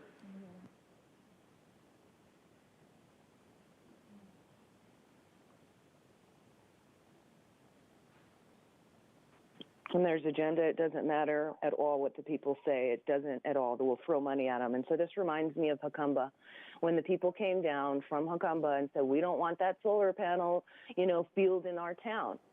And what'd you guys do? You threw a couple of $1 million at them. Oh, I think we should give them some. So is that what you're going to do here? Are you going to buy the people off just to put this in when it's clearly not something that the community wants? It's not safe. It has nothing to do with preserving the planet, because I think it's funny how we're like, we're going to give you open nature by creating it. We're going to destroy nature and then give you it back in our own way. You guys aren't creators, you're destroyers.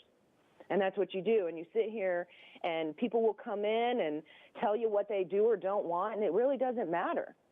And that's why it doesn't matter how many community outreach sessions you do and go talk to, because as long as there's someone saying no, it still won't matter. You're still going to do it anyway because you guys have your plans. And to spend that $45,575,000 is like $2,588 per person in Alpine.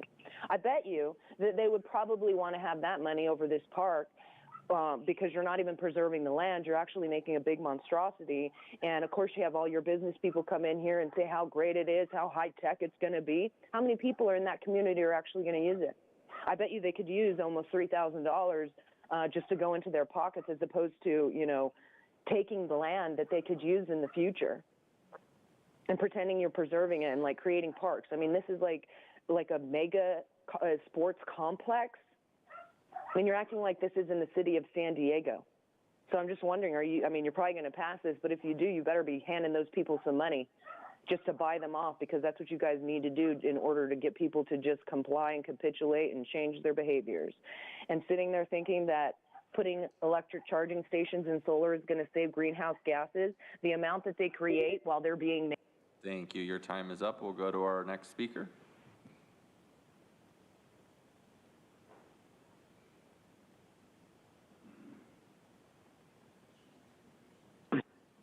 Hi, this is Patrick Williams speaking to you from Alpine. I appreciate the supervisors for taking these comments about this extremely important issue to our town. I'm going to speak about fire hazard in the area of this project. The area of the project and the surrounding community are in the CAL FIRE's highest fire hazard category. The egress time from this community and from the park is calculated by the park's own recent study to be 90 to 120 minutes to leave Alpine. So it's a exceptionally difficult location to move people out of. In fact, the adjacent neighborhood has been told categorically in 2 studies that they are most likely in a major fire to have to shelter in place. So here we are adding a mass gathering facility in the midst of an extremely difficult location prior to any park. And it just seems like terrible planning and a huge liability to make a park that is designed for up to thousands of visitors per day by the county's own fire study, quoting the county's own fire study. That was the park plan that they were told to study. So much has been told to the town of Alpine that this was a local park for the town, that they deserved it for so long. And in fact, it's a regional park. And it's just, we can do better. It's in a bad location. We need to pause the process for so many reasons and start over. I thank you for taking my comments. I appreciate your service. Thank you. And Chairwoman Vargas, that concludes public comment on this item. Thank you very much. Supervisor Anderson. I just want to remind the board that I've lived in that community for 35 years in the same house. That park was promised to my children. Now I have grandchildren. I'd like for my grandchildren to play in it in my lifetime. And while I appreciate all the rich people that live across the street from the park, that live in a gated community, and how they have room in their own property for their kids to play, there's a lot of poor kids in Alpine who have no place to play. This will be the first and only park in Alpine. And I've had community coffees, they've come and they've spoken to me. I've been very open-minded, but using the tactic of saying they're for the park, but not here, but not with this, but not with that, they're not for the park.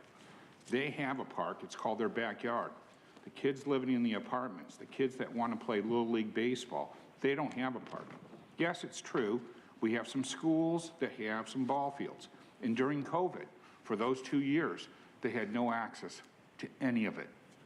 This park would provide for it. And it's one ball field. Yes, there's some community gardens there. By the way, I don't agree with everything in the park because I'm not going to use all of it, but I appreciate that it's a regional park and there's something for everybody, except for those who would deny other people's children access to a park, because they're looking for perfect when really the community needs good. And this is really good for our community. We heard from the planning chair. He got elected in Alpine, and I got elected in Alpine. He would never be elected if everybody was opposing it. If 50% +1 were opposed, nobody on that planning group would have been elected, but they all got elected because the vast majority of people that have kids don't have time to call in or come down here. They're too busy taking their kids to El Cajon, taking their kids to Lakeside so that they can use soccer fields and baseball fields there. They're in their cars all the time creating carbon because we have nothing in our backyard. There's over 20,000 people in the greater Alpine area. We deserve a park. It's been too long. I want to thank staff for their hard work. I got people who said, well, we didn't know about this. At least twice a year, we've had somebody out there host a meeting to explain it. And because people are busy, and I get it, and maybe they're too self-important to open their emails or open their letters or look or check the postings, they didn't come to the meeting. Doesn't mean that we haven't done outreach. It's not my job to chase everybody in my district and pull on their coat and say, hey, hey, hey, pay attention to this. Residents have a responsibility to pay attention to what's happening in their community. We've advertised, we've put it out, we're interested in their opinion. But 33 years later, it's time to build. We've taken all the opinions. Everything's been said before. When people say, well, you're building for the future, not who's there, they have no clue. They're Johnny-come-latelys. Maybe they've lived in my community for 10 years. I've been there 35. So I can't speak to Lakeside, I can't speak to Ramona, I can't speak to Pine Valley, I can't speak to San Diego. I haven't lived there 35 years, but I've lived in my same house for 35 years. And so I'm asking today that we move this along, and I certainly appreciate people calling in, voicing their opinion. They should never give up, but they should also understand that there are a lot of opinions out there that don't agree with them. If they came to a Kiwanis meeting at 7 a.m. on a Saturday, they would learn that there's 100% support for that park because Kiwanians put children first. Thank you.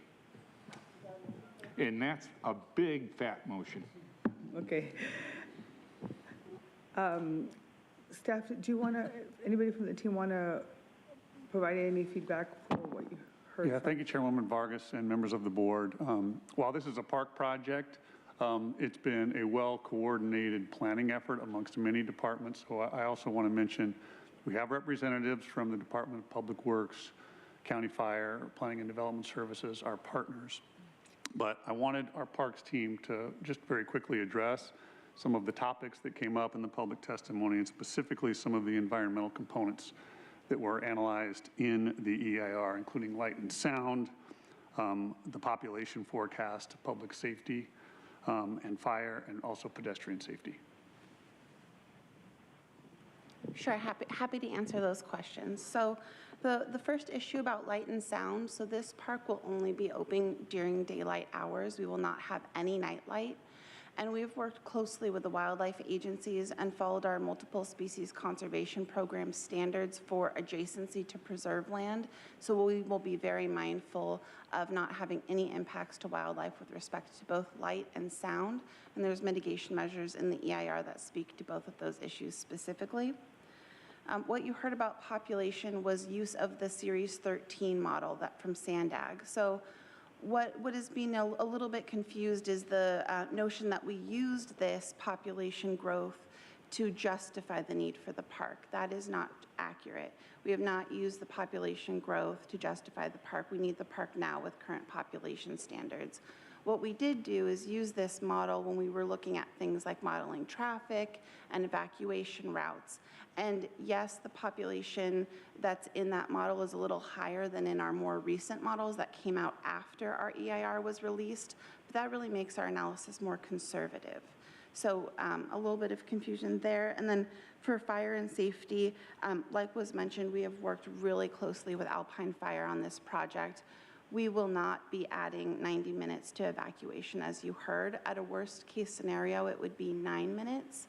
And as was mentioned, this area is already a very difficult to evacuate area, which is why we have worked with fire to provide a shelter-in-place option at the park if we needed to for residents, animals, and other things if we were in that type of situation. And then with regards to fire safety, we're also following best practices for on-site uses. So things like vegetation management to reduce fire risk. We'll have our staff on site carrying fire extinguishers, things like that that are best practices that we've worked on really closely with Alpine Fire. And then the same thing for traffic safety. So our analysis demonstrates that we're not going to add enough trips to the road to require road improvements. However, we worked with DPW and we will be adding that four-way stop specifically for safety purposes so that people can safely cross to the park on foot if needed. I believe that covers all the major areas, but if there's follow-up questions, happy to take those. Supervisor Desmond? Well, thank you, and I'll second the motion, but I have a couple of questions. On the, it just came up with your presentation there, that it's, I didn't realize it was going to be a daytime-only park. So is it going to be gated or closed at night? Is that right? Or is it still going to be open on it? Yes, so the park will be closed at night. So our typical community local parks are open from sunrise to sunset. So it will be closed after hours with gates. So there's gates for the entrance, but Correct. yeah, well, that was going to be my next question. Is there going to be security or somebody on site that because I'm hoping there's not a big 6-foot cyclone fence around here that's going to keep everybody out, so somebody still could access it, I guess, if they chose to. But so there's going to be a ranger on site, is that correct, or some sort of security? Yes, so we have, we're gonna have a couple different ways to protect and enforce the safety. We're gonna have live-on volunteer host that will be checking the site after hours. Of course, our DPR staff and the rangers will be also monitoring before, during, and after park is closed. All right, well, thank you, happy to second, thanks. Supervisor Montgomery Stepp. Thank you so much, Chair. I want to thank the public for calling in, no matter what side you're on this issue, and I also want to thank Supervisor Anderson for some additional perspective over the decades. I just wanted to follow up on the traffic mitigation or any. Could you explain that to me a little bit more? What is being done when we're considering the traffic and the impacts?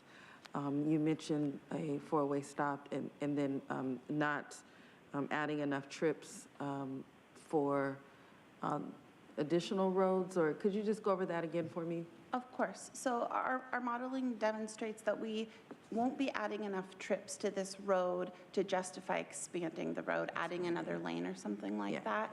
Okay. The traffic manual also, if we were to hit a certain threshold for trips, would require us to put in a stop sign. Although we're not meeting that threshold for safety purposes, we will be putting in the four-way stop anyway, which will help with pedestrians. It's really a best practice for pedestrians being able to safely cross the road there. Okay, thank you for that.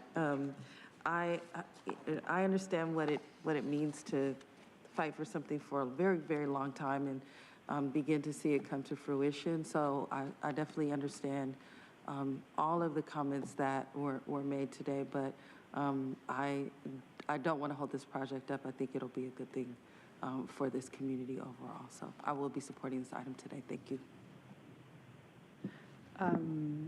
So happy to support. I just wanted to share that, and I've been doing a lot of research on parks, and particularly in communities that are underserved and that need opportunities. And so adult sports in the evenings are always another great space, and there's a lot of innovation about how people can actually use it. So just something to keep in mind. We don't have to vote. You don't have to do anything about it now, but there's always, just keep that in mind. I know that right now we're talking about gates and all sorts of other different things, but as I'm going to vote on it now, but just be mindful that once people have parks and if they take ownership of them, that we don't always have to have gates and secure things that way, that people will take care of their parks and do the right thing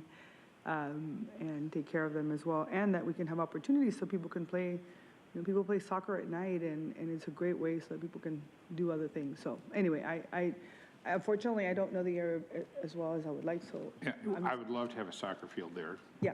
But all we have is a lily ball field. Yeah, so that's what I'm saying. And that is an area where the one thing everybody agrees on is no lights. Because at night, we can see the stars. That's one of the features of Alpine that draws other people. But there's no place for the kids to play during the daytime. Yeah. And so certainly, when you say that you're thinking about lights, my phone's going to ring.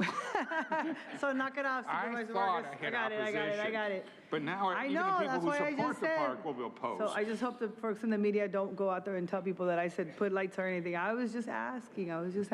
So that was all. All right. With that, we have a motion and a second. And Chairwoman Vargas, that motion passes unanimously with all supervisors who are present and voting aye. Okay. Thank you to the team for doing such a great job, and thank you for all the folks who participated on both sides, who came over and shared their perspective. Item number 9 is an update on the development feasibility analysis and BMT efficiency and infill areas of 4 communities: Buena Creek, Casa de Oro, Spring Valley, and North El Cajon, South Lakeside, and associated exemption to the California Environmental Quality Act. I'm going to go ahead and give the team a couple of minutes to come over so that they can start the presentation whenever they're ready.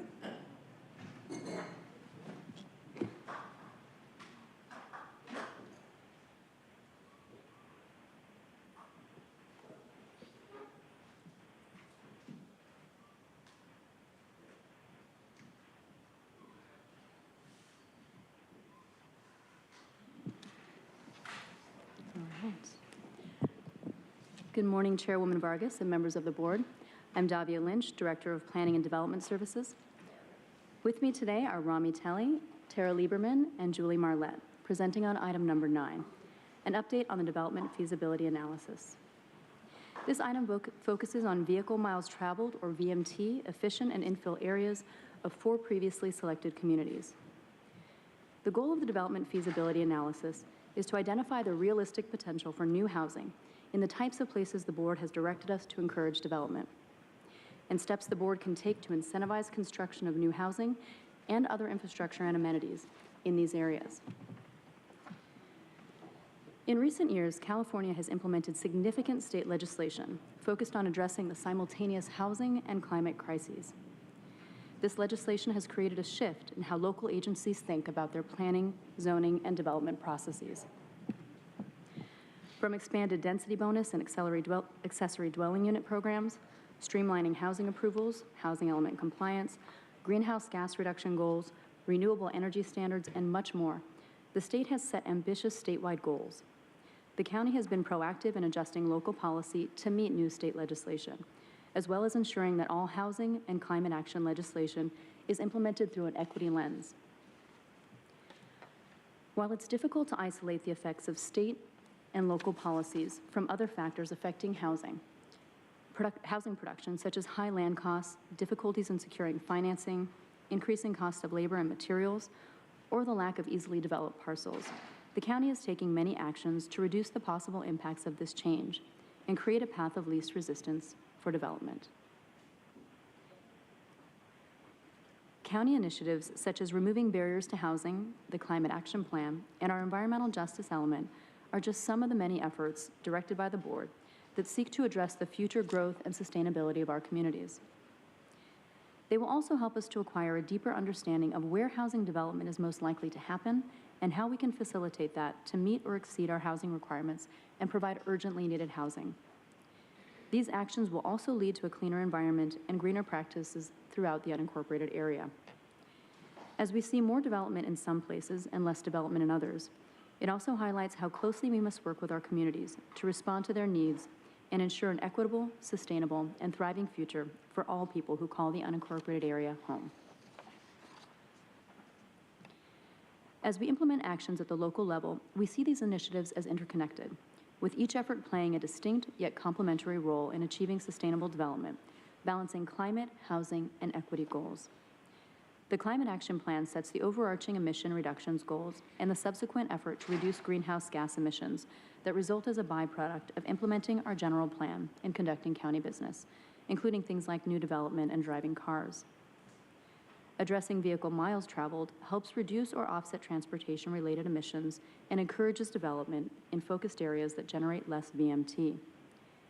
An additional response to VMT regulation was the board's direction to staff to conduct a development feasibility analysis, which investigates how housing can be produced by the market, as well as how we can produce affordable and workforce housing to meet our community's needs.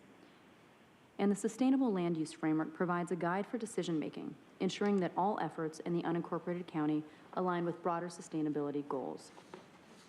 The development feasibility analysis seeks to answer the questions: can we meet our housing goals in VMT efficient and infill areas? What measures are necessary to support a diverse range of housing types and affordability levels within these communities? Do these areas require additional sidewalks, roads, or other infrastructure improvements to reduce development costs and make it more feasible and to enhance accessibility for residents? And what additional services and amenities are essential to supporting housing development in these areas and foster a thriving community? To answer these questions, the development feasibility analysis will include a comprehensive evaluation of infrastructure, market feasibility, and opportunities and constraints to housing. At the conclusion of the study, a final report will be generated. The final report will include a refined estimate of future housing potential in these areas. Additionally, it will propose potential solutions and outline county-led initiatives to facilitate a range of housing types for all income levels and overall infrastructure and placemaking improvements. This includes identifying necessary infrastructure investments and estimated costs, and recommending additional steps to spur housing development and enhance these areas as integrated, balanced communities. To date, staff has completed phase 1 of the development feasibility analysis. We refined the study boundaries of the 4 communities. We developed a scope for completion of the technical analysis and final report, solicited proposals, and selected a consultant. We conducted internal and external outreach to share information on the development feasibility analysis and received initial feedback from the broader community. We also negotiated a formal agreement with an external agency. And finally, with the assistance of members of the Department of Public Works and the Department of Environmental Health and Quality, we initiated an infrastructure gap analysis. The communities making up our unincorporated county are unique, and each have their own traits, opportunities, and constraints. The 4 communities that were selected to initiate the development feasibility analysis reflect that uniqueness, since a one-size-fits-all approach will not work for this effort. Going from north to south, we're studying Buena Creek, North El Cajon, South Lakeside, Valle de Oro, Casa de Oro, and Spring Valley. These 4 areas were selected and refined based on location, funding opportunities, other county efforts underway, and environmental justice considerations. The area of Buena Creek is close to services and amenities, including the only rail system in the unincorporated county, making it a unique and exciting opportunity to understand and remove barriers to development. Additionally, staff has made progress with strategic planning partnerships with North County Transit District on collaborative efforts in the area. Some initial focus areas for enhancement identified through community engagement and related planning efforts that the team will consider include traffic congestion, road safety, lack of sidewalks, and nearby sensitive habitat. We see opportunity in the Valle de Oro community, particularly in the commercial stretch along Campo Road. This focus stems from our recent adoption of the Campo Road Corridor Revitalization Specific Plan. The corridor is located in an area where there are opportunities for building affordable housing, increasing transportation options, and addressing environmental justice within Casa de Oro. Through the specific plan's development, we identified certain constraints, including challenges related to stormwater drainage infrastructure, enhancing connectivity across extensive surface parking lots and alleyways, and addressing gaps in sidewalks. County staff have received some initial feedback from community members, as well as from the Land Development Technical Working Group on zoning constraints in the area, but future feedback and studies will lead to more information. Spring Valley has concentrations of vacant and redevelopable parcels with varying levels of constraints that could be resolved through focused investments and partnerships. Aging and insufficient infrastructure in this community have likely contributed to limited development that warrants further evaluation through the development feasibility analysis. As we continue the study, some initial areas of opportunity to consider include road intersection safety, improving mobility infrastructure, including but not limited to sidewalks, bus stops, and bike lanes, and aging sewer and stormwater infrastructure. We also saw an area for opportunity in North El Cajon South Lakeside area. Applicable state regulations could provide streamlining opportunities through commercial corridors, but once again, aging and insufficient infrastructure may be a barrier that requires further evaluation. Community members shared initial thoughts on areas for improvement for staff to consider, including traffic and road maintenance, road safety, capacity of gas and electric services, and maintaining rural community character. We wanted the technical analysis to be conducted by subject matter experts with expertise in the various fields of study. To procure a consultant team for the development feasibility analysis, we utilized a competitive bidding process and put out a request for proposal to our 5 on-call consultants, and MIG Consulting Services was selected. The consultant team will be comprised of MIG with expertise in land use planning, zoning, and community engagement, Kaiser Marston Associates with specialty work in land use economics and financial analysis, and project design consultants with expertise in public infrastructure analysis and design. For the outreach component, staff has been providing information to our external stakeholders on the project and collecting feedback on the approach and how stakeholders would like to be engaged as the effort moves forward. We have met with community planning and sponsor groups within the 4 communities, small working groups such as the Land Development Technical Working Group, Building Industry Association, and Environmental Coalition, other external agencies, and held 2 virtual public webinars. We received insights on other community-based organizations and members of the community that should be involved in conversations. External stakeholders wanted to be sure that property owners would be involved in ongoing outreach and that people with in-depth understanding of the market and conditions for housing in these areas are also involved.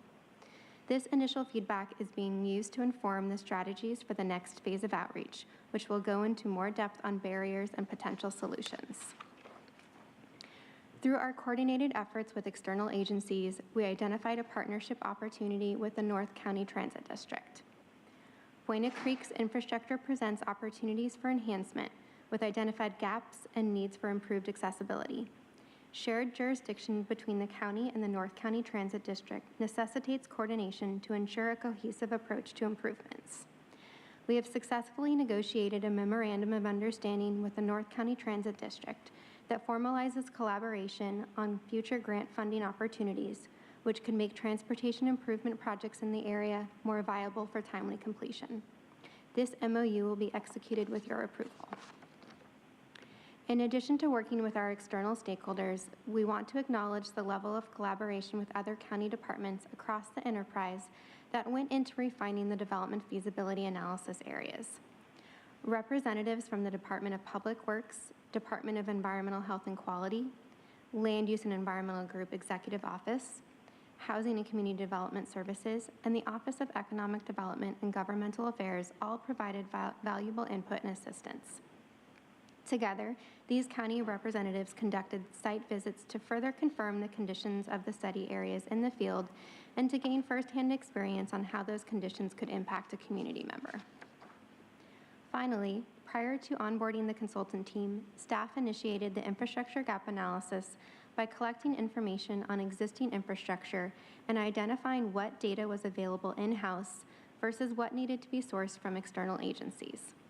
We recorded existing road, broadband, drainage, storm, and sewer infrastructure in numerous reports, as well as environmental constraints imposed by floodways and floodplains. Through this effort, the county's Department of Public Works determined they had sufficient data and resources to conduct their own transportation-specific infrastructure gap analysis that would look at county roads and infrastructure and will be completed as part of Phase 2. Moving forward, Phase 2 will consist of conducting a series of technical analyses and public outreach in the 4 communities to gather information on opportunities and constraints at the parcel level. These studies will provide actions that can be considered by the board to support housing in DFA areas and remove site-specific development constraints. We will determine the infrastructure necessary to support growth, planning mechanisms and land use changes that could unlock development, marketability of various housing types, and receive community and industry recommendations on barriers and solutions. The outcomes of the technical analyses will be compiled into a report that will provide useful technical and financial data on what it would take to develop vacant parcels in a way that is financially feasible for the private market, including any actions the board could take to make certain types of development feasible, like supporting investments in infrastructure to ready parcels for development, strategies that support additional affordable housing, workforce housing, and other types, and clarify the potential for the county to meet its housing allocation goals in VMT-efficient and infill areas. We will be returning to our external stakeholders to conduct focused outreach through feedback sessions with members of each of the 4 communities, property owners, and our stakeholders in the development industry. We will rely on the firsthand experiences of these stakeholders to understand what the community members envision for their area. We will work through community-based organizations, the CPSGs, and public events to reach those with personal insights into the needs of the community. Additionally, we will solicit feedback from members of the land development industry through contacts in our small stakeholder groups such as the Land Development Technical Working Group and Building Industry Association, and ask for their thoughts on barriers to developing these areas and what type of strategy and investments could unlock development potential. We will collaborate with external agencies to gather information on infrastructure that is managed by other service providers. These external agencies include transit providers, water agencies, sanitation districts, energy providers, and fire districts. We'll seek to understand each agency's existing infrastructure, as well as planned improvements, capacity issues, and areas for partnership opportunities. During Phase 2, our county partners in the Department of Public Works will conduct their own transportation-specific infrastructure gap analysis. They identified 20 corridors that support the study areas and will be evaluating potential improvements, including but not limited to traffic lights, pedestrian access, sidewalks, bus stops, and bike lanes. The results of DPW's infrastructure gap analysis will be rolled into the consultant's comprehensive analysis and final report. Following the conclusion of Phase 2 and the technical analyses, those results will be compiled into a final report that will serve as a resource for the board, developers, and the community that summarize the findings and present potential solutions to barriers. The options will provide cost estimates and level of investment required, and ultimately the report will give us insight to help us answer the questions: can we meet our housing goals in VMT-efficient and infill areas, and how and what will it take? Staff will return to the board in fall of 2024 to present these results and options. Today, staff recommends that the board finds that this update is exempt from CEQA, receive the update on the development feasibility analysis, approve and authorize the Director of PDS to sign the MOU between County and North County Transit District, authorize the Director of PDS to submit grant applications related to the MOU, and waive Board Policy B29. This concludes our presentation, and we're available for questions. Thank you. Thank you. We're going to go ahead and open it up for public comment. Thank you, Chairwoman Vargas. We have 7 total requests to speak, all coming via phone. I'd also like to note for the record, we did receive 7 e-comments on this item. 4 were in favor, 2 were in opposition, and 1 was neutral. For any members of the public that request to speak on this item by phone, if you could please dial into the conference line now using the instructions that were provided to you, and we'll give you a moment to do so. We will now hear from those that have requested to speak by phone. Again, when it's your turn to speak, you'll be unmuted. You'll hear a recording that will tell you to begin your comments after the beep. And again, I'd like to remind the callers they should mute their TV or live video stream before they begin speaking, and we'll go ahead and begin with our first caller.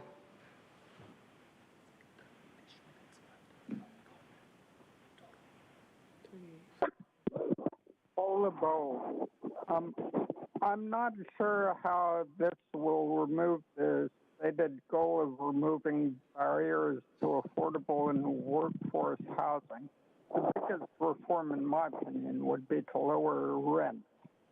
Sounds like you're being asked to throw more money at a report or a series of reports which treats a societal problem like an infrastructure problem. So the recommendations seem to be sort of the repair, I guess, of aging and insufficient infrastructure. So why are our roads, sidewalks, and drainage neglected? Maybe we should fix these things now rather than spend time and effort on projects like costly and dangerous $4 billion Del Mar tunnel.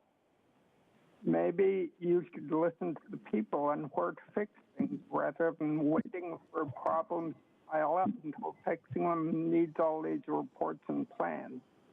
I did not hear, by the way, any specific solutions in this presentation.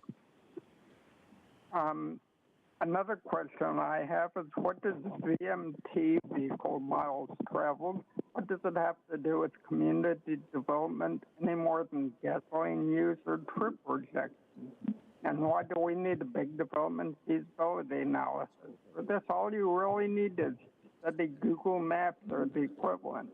Let's type a few bucks and probably a lot of twist arguments and bureaucracy garbage and just fix the problems.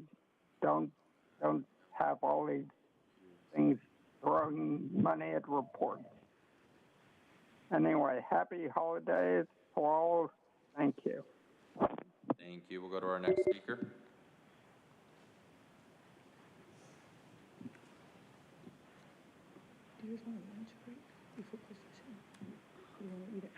Hello, this is Sandra Farrell, Chair of the Twin Oaks Valley Community Sponsor Group. Our sponsor group supports building high-density housing within walking distance to the Spurner Station. It makes sense. However, we want to make sure that this time around, it includes sidewalks, playgrounds, and amenities so that low-income families don't feel like they're living in a dump. Low-income families deserve to live in a decent environment where they feel safe. Also, instead of looking at pedestrian use from a half a mile to a mile from the Spurner Station as a crow flies, we want the board to remember that people are not crows. We ask that this board use real-world time-distance walking metric from the Sprinter and the bus stations to the areas considered as housing for this study. Look at how long a person carrying a sack of groceries can reasonably walk from the Spurner Station to housing. Consider the path of travel. People won't give up their cars and walk to the Spurner Station or bus stop if they have to take a long, complicated path, endure a significant change in elevation along that path, or take a path that isn't safe, or a path that is emotionally degrading due to ugliness of graffiti-covered walls and trash. Be realistic. The VMT boundary areas are so parcelized in some place, there is no practical path to the Spurner Station or bus stops unless you cut through 20 or so backyards, and I don't think you can do that. We are very concerned that the community map shown by staff at our November sponsor group meeting did not show the infill areas that are on the maps presented today. These infill areas are beyond what was identified in the areas of unincorporated county which meet infill definition per the county's transportation study guidelines adopted in 2022. How and why were the infill areas expanded beyond what was identified? Thank you. Your time is up. We'll go to the next speaker.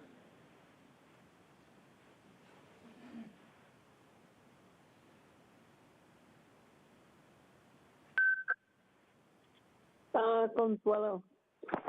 The 100% Pablo the Bold, ditto to everything that you said. They're still pushing for the VMT, no matter how much they deny it. They will eventually get what they want to ensure the agenda be put in place because no one's paying attention. And the ones who are paying attention are, being labeled disrespectful and all the other things. And by the people who have no clue, by the ones not paying attention, who will pay dearly for their grandchildren and future generations to come. So, what else do I have written about this agenda or this item? Hold on, I'm not done.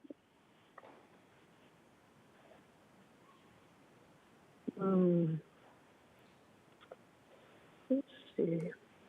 Yeah.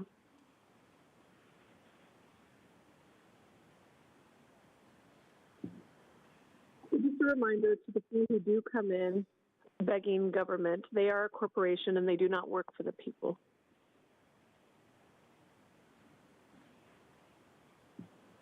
Thank you. We'll go to our next speaker.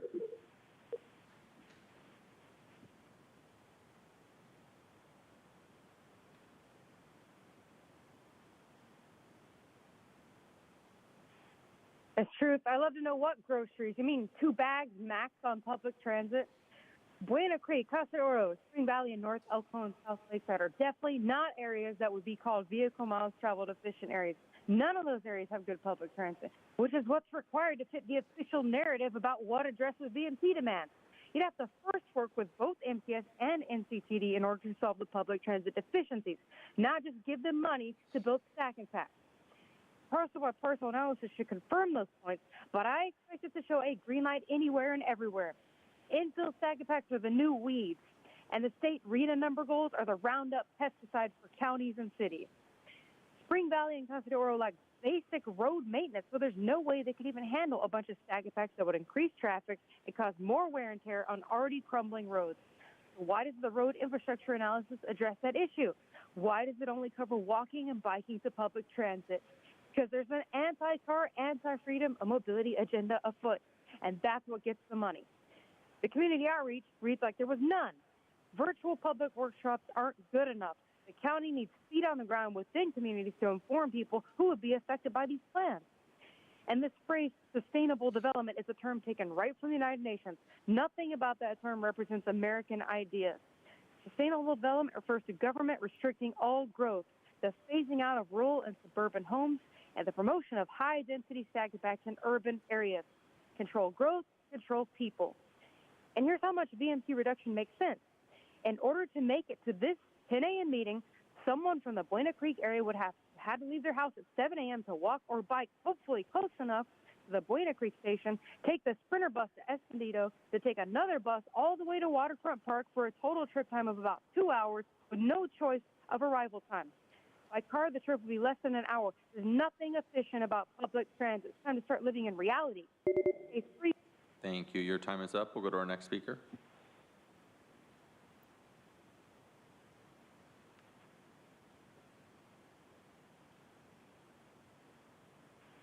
Terminator Tara is back. Hey, I want to give you a warm handoff with this, Tara. Also, you, Nora, because this is your guys' cup of tea. This is such shenanigans, because even in your climate action plan for the county, you're like, nothing we do is going to affect us locally. And I love how you think that creating barriers actually removes them, right? But it's just like ripping babies apart limb by limb is healthcare. So, I mean, the doublespeak is so great. It's the best. But yeah, you know, we had Sandag here looking into the VMTs, and we're really upset that the COVID pandemic didn't, you know, do the trick to get people out of their cars. It's like they still had to make trips, even though they were teleworking, right? And, you know, they still had to go out and do things. Dang it. I mean, but who doesn't want to take like a bunch of kids? Like say you have 5 kids and you're like, let's just go for a walk or bike or just get on public transit. We'll have to tie each other together. But it's cool because then if you do have groceries, you could just have your kids carry some of them, right? Maybe you just need to hire somebody else to kind of help you out with that. But at least we'll be saving the planet, right? Oh, it's so good. You guys are so good at saving the planet. But it's just too bad that, you know, pandemic didn't work out the way you guys had thought. I mean, people are still using their cars. It's crazy, and that's the most dangerous way to commute. Did you know that? I mean, it's crazy. And it's we have to pay more attention because all of these people that walk, I mean, they can just walk across the street, and we are the ones that need to pay attention to them. So, I mean, everything that you guys do is just really good for this UN agenda, getting us in our 15-minute cities. What I thought, you know, back in the 1800s, they had moving sidewalks. I wonder if we could bring those in. I don't know, the technology is there, but you know what? It's free energy. So why would we do that? That would be stupid. Oh, yeah. I love this. I love that we are paying to get out of our own car. The taxes that people pay. Thank you. Your time is up. And Chairwoman Vargas, that concludes public comment on this item. All right, so thank you, team, for all the work on this and for the briefings beforehand. I know we had a lot of conversation around this, so thank you for the public comment. One thing that we're all focused on as members of the board is housing. And so one of my objectives has always been to really be thinking about pioneering innovative solutions that are not only are going to meet our community needs, but also really thinking about what that means within our neighborhoods while we're in compliance with state considerations such as vehicle miles traveled. So I know that right now we're facing a lot of uncertainties about our capacity to achieve those objectives. More housing for all income levels is important while meeting new state regulations. I know that we've introduced different initiatives as a board, and we're trying to meet those goals. So, but I do believe we can achieve both, and that's why this is for effort, I think, is designed for us to help us understand that whether this can be achieved in our BMT efficiency and infill areas, and what it would take for us and how we can do it. And so I'm excited to see that staff are working across the county to do this, and that we're looking at it from a much more holistic approach, including working with economic development and government affairs. The whole idea of the creation of the Office of Economic Prosperity and Community Development was really to think about where we can find additional grants, where we can look at this bigger concept of what the impacts were going to be. And so I'm looking forward to getting the update in the fall. And so I am, happy to make a motion to recommend staff to support staff's recommendation 1 through 5 of the board letter as we're moving forward. And again, thank you for all the work on this. I know there's a lot of work that we're doing through CSAC as well around what this looks like. And there's a lot of discussion around meeting our RENA numbers and the impact of BMT and what that looks like. And so I think this next legislative session is going to have a big impact as well on what this looks like. So thank you for that. Vice Chair Lawson. Happy to second the chair's motion. I have a couple questions and a couple comments. So if I could just start with some kind of basic questions, my apologies. You mentioned market feasibility and financial feasibility.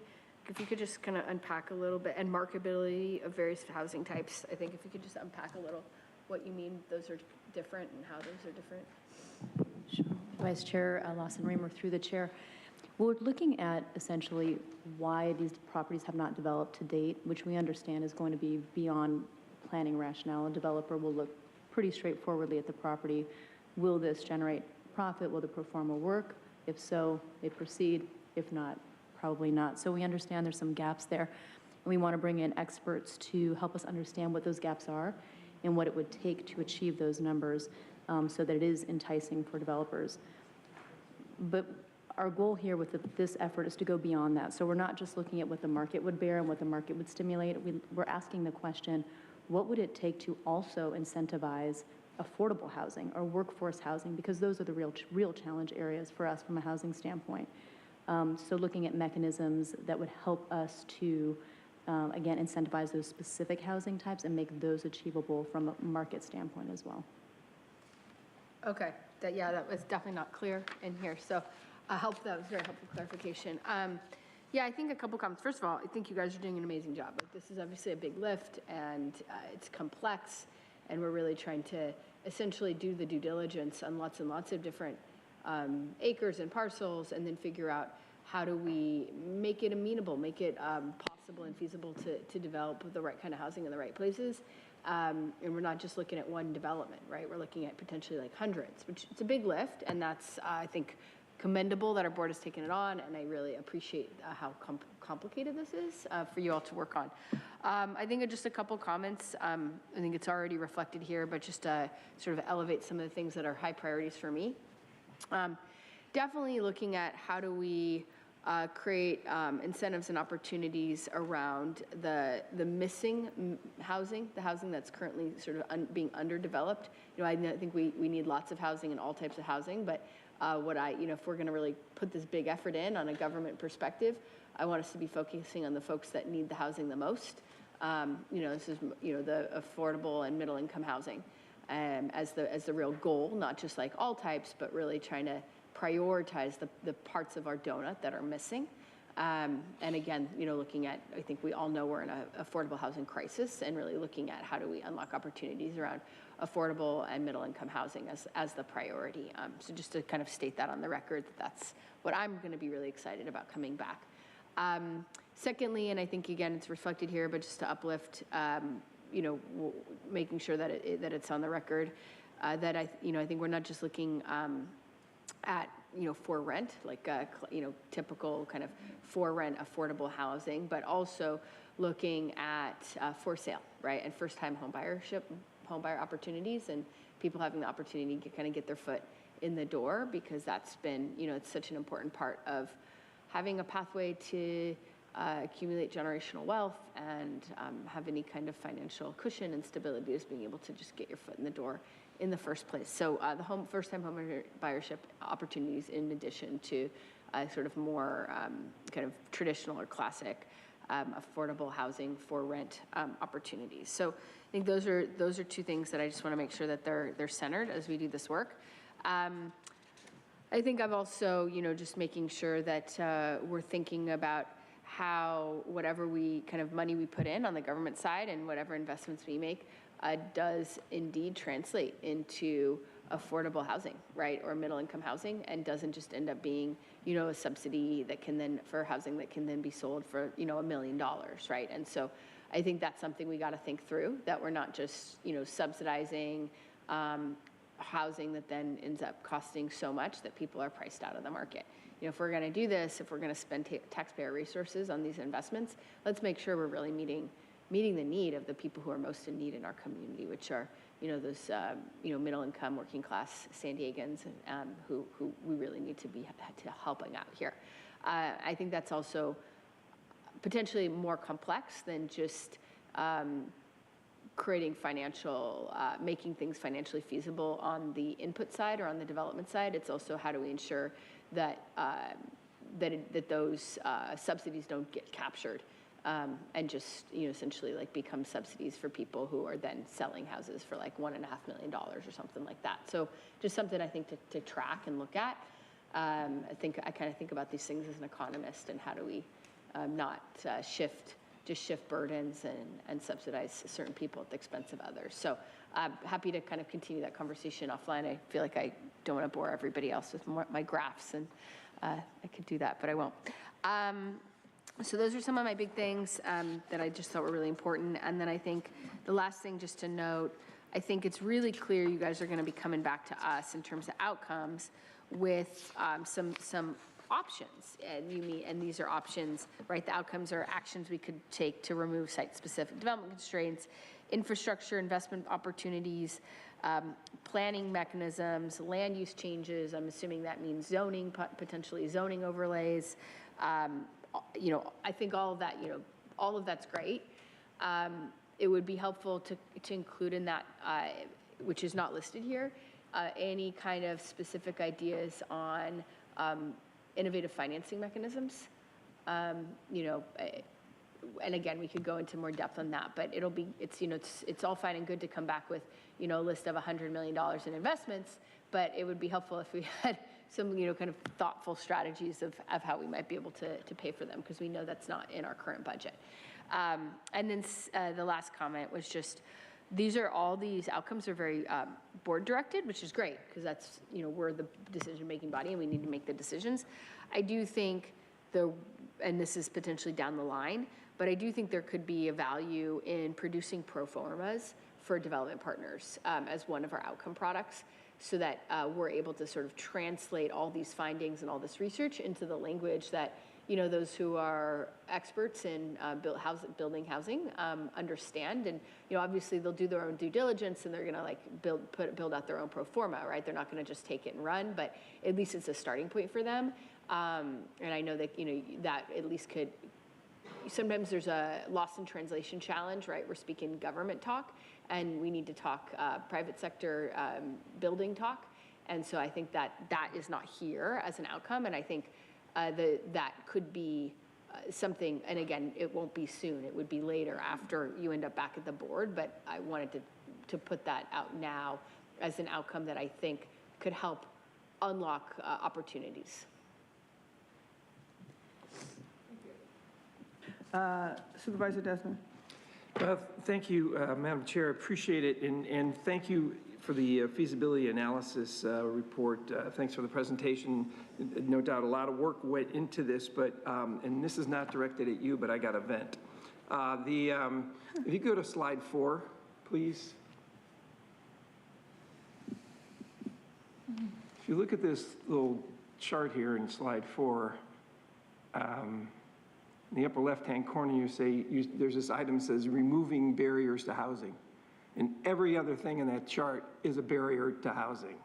Even the pie chart, 1/3 is housing, 2/3 are barriers. Now, these are well-intentioned, feel-good things, which I get are near and dear to many people, but it's also adding to the cost of housing. And it's limiting the amount of housing and where we are able to put it in. We're in a housing crisis. The next generation is left out of the market. And the longer we delay getting housing built is going to hurt, I think, for a long time to come.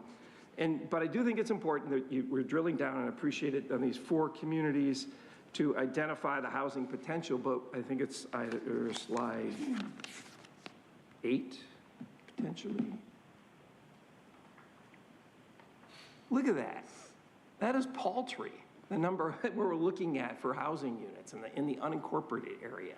Look at that huge map, and it's just like, you got to be kidding me. We got to have more, we should have more opportunities. And I know this isn't your fault, it's staff's fault. You got to stay in the lanes, you got to stay in. And what's come by the state and come by the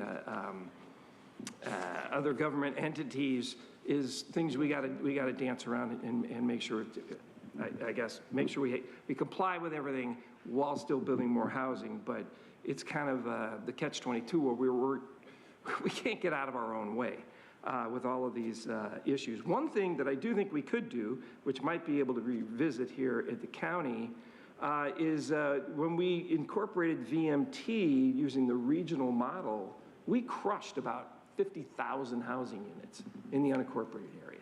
We just took those all away. Now, you know, I don't think we should just be randomly building in the unincorporated areas. It should be planned. It should be, you know, in a proper way. But when we put in the regional VMT, which we had an option to do the unincorporated area VMT, that would allow for more opportunities for potential housing.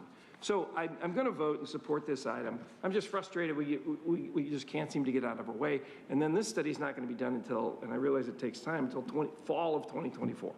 So there's another year of what are we going to do? And then I realize and I appreciate you've been working with North County Transit District, which I sit on, and everybody on that board is gung-ho for trying to get some housing and things done there. I have Vista City Council members contacting me saying, well, when are we going to get, you know, be able to get moving on the Buena Creek? And you know, once we get through all these other obstacles that I think just add to the delay and the cost of housing, and even the performer you asked for, I don't know, is that going to cost the developers more money to do a performer? And that adds to the cost of housing. I don't know, it's just we add more and more and more on it, and it's, to me, we got to get out of our own way and build more housing as quickly as possible. So I'm trying not to shoot the messenger, but I'm just venting in my own frustration of things for housing. So thank you. I'll get you. Let me go ahead and have Sarah. Sure. Thank you, Chairwoman Vargas. Supervisor Desmond, very much appreciate you highlighting. For purposes of those 4 areas, the VMT efficient infill areas are larger than those 4. These are the pilots that we are working on.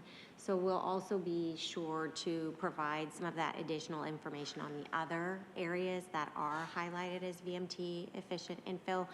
But you're absolutely correct in that the unincorporated versus the regional, we did limit the footprint of what those unincorporated communities would be that would be unincorporated. But I did want to share that it is somewhat larger than these 4 that we see here. This is that first step of the parcel by parcel analysis in these 4 areas. And when we did limit, it's not board.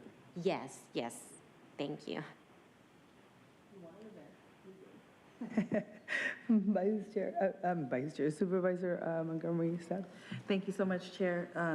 Thank you for this presentation. It's especially helpful to me coming in and understanding there is a lot of talk about VMT outside of this boardroom, but of course getting down into the details is very, very important for us to be able to explain and also correct where we are wrong, but also explain where we are accurate.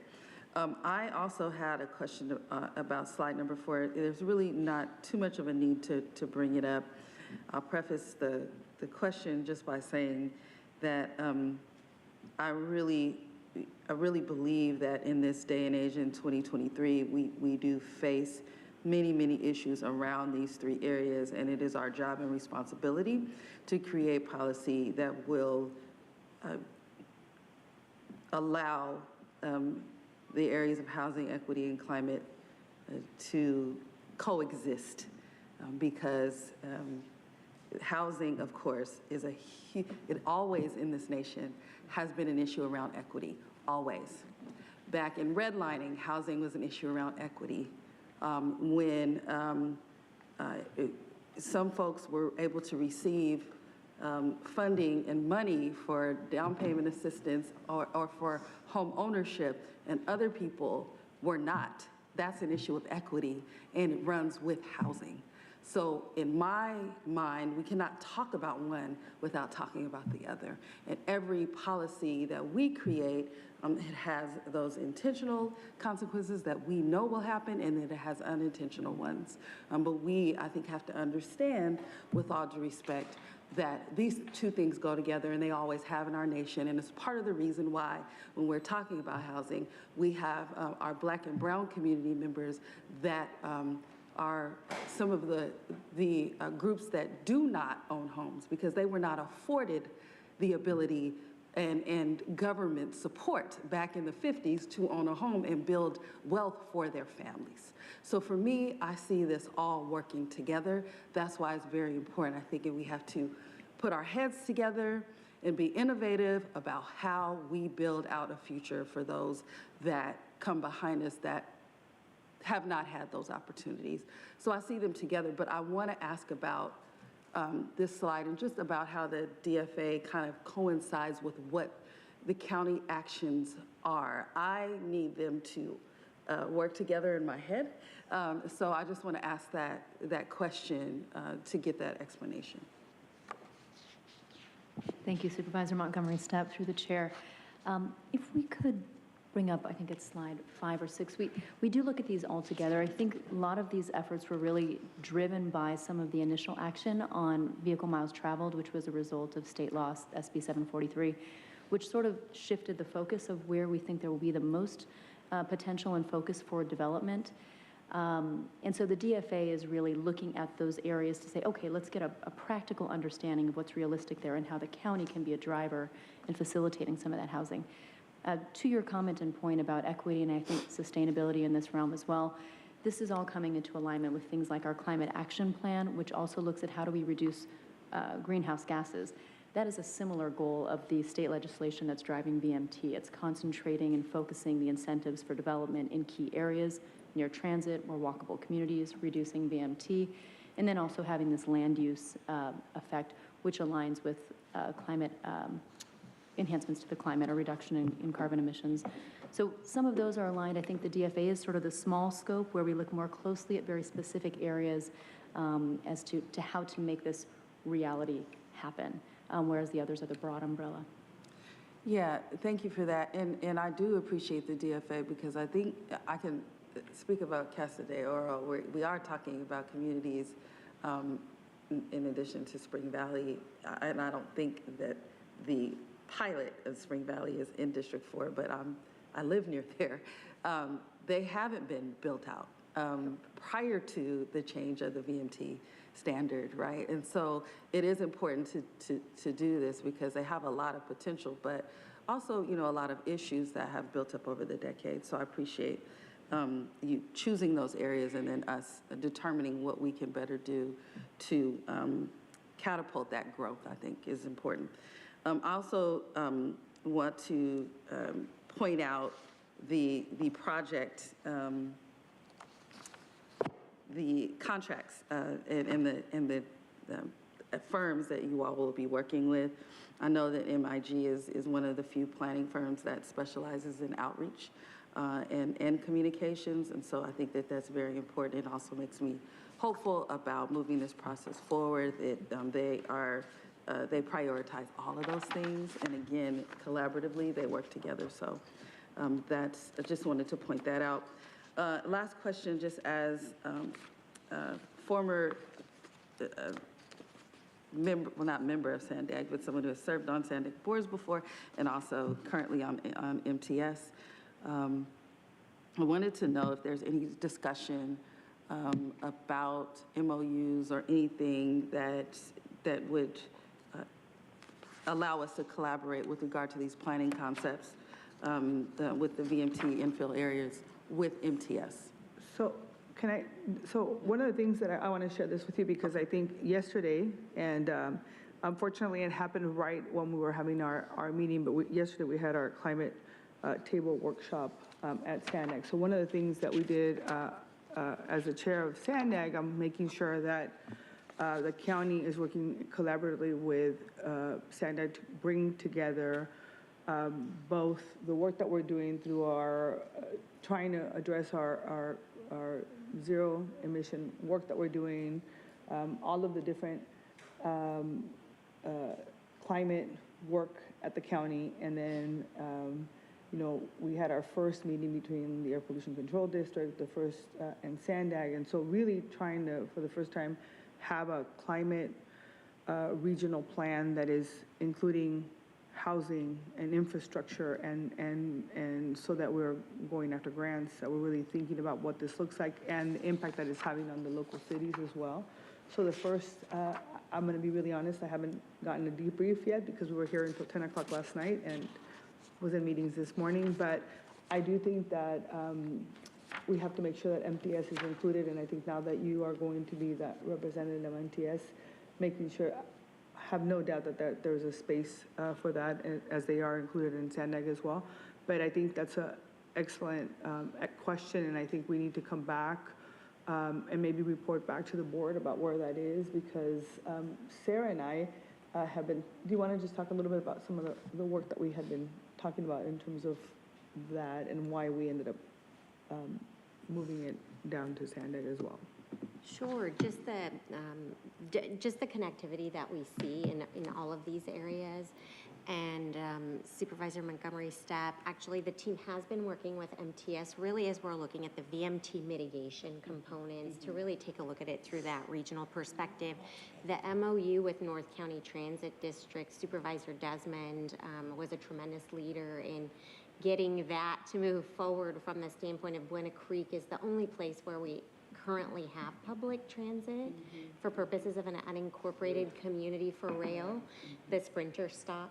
And so from that standpoint, really being able to look for those partnerships in the future is absolutely part of that portfolio. And then also, as the chairwoman is highlighting, Davi has been participating in some of the statewide conversations as well for purposes of how do we bring, we have a housing crisis, we have a climate crisis, and how do we bring those two together to be able to say, just as you mentioned, they can coexist and we can come up with processes. But we have also seen that at the state level, there are some conflicts because you have agencies that are working in silos at the state level, and then we at the local level are left with trying to reconcile and bring them together.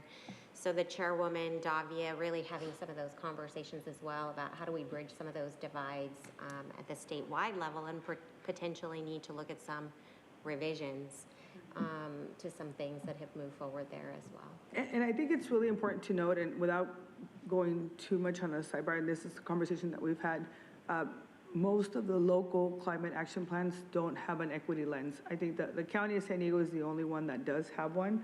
And so we've had that conversation a couple of times, and we can't demand that they do that, but I think that in having this that's how this came about, because that is the one thing that we noted, that the local cities don't have that, and so have talked to some of our statewide legislators about that and how they can begin to maybe that there is a, not a mandate, but a request that it somehow is connected to additional funding, so that in order for us to get resources, that there is that connectivity, because unless we're looking at it from that lens, how are we going to make sure that there is a shift in the paradigm of who gets access to what? And it's not happening naturally. Right. Yeah. It just, to close on that note, just as we think about the transportation demand management initiatives, I think it'd be a good opportunity to link the nexus between transit and workforce development, economic development, which we also know housing is a big part of economic development, whether people are able to stay in San Diego, all of that good stuff. So I would put that out there to the committee as they continue to meet, so that we're not working in silos. And then just the last thing, I do think that sometimes we can get in our own way, right? I think I actually kind of like the idea of the pro forma, because then in my mind, what I thought, Vice Chair, you were saying is that we could have something that would take away some of the language barrier between government and everything we do and business and development.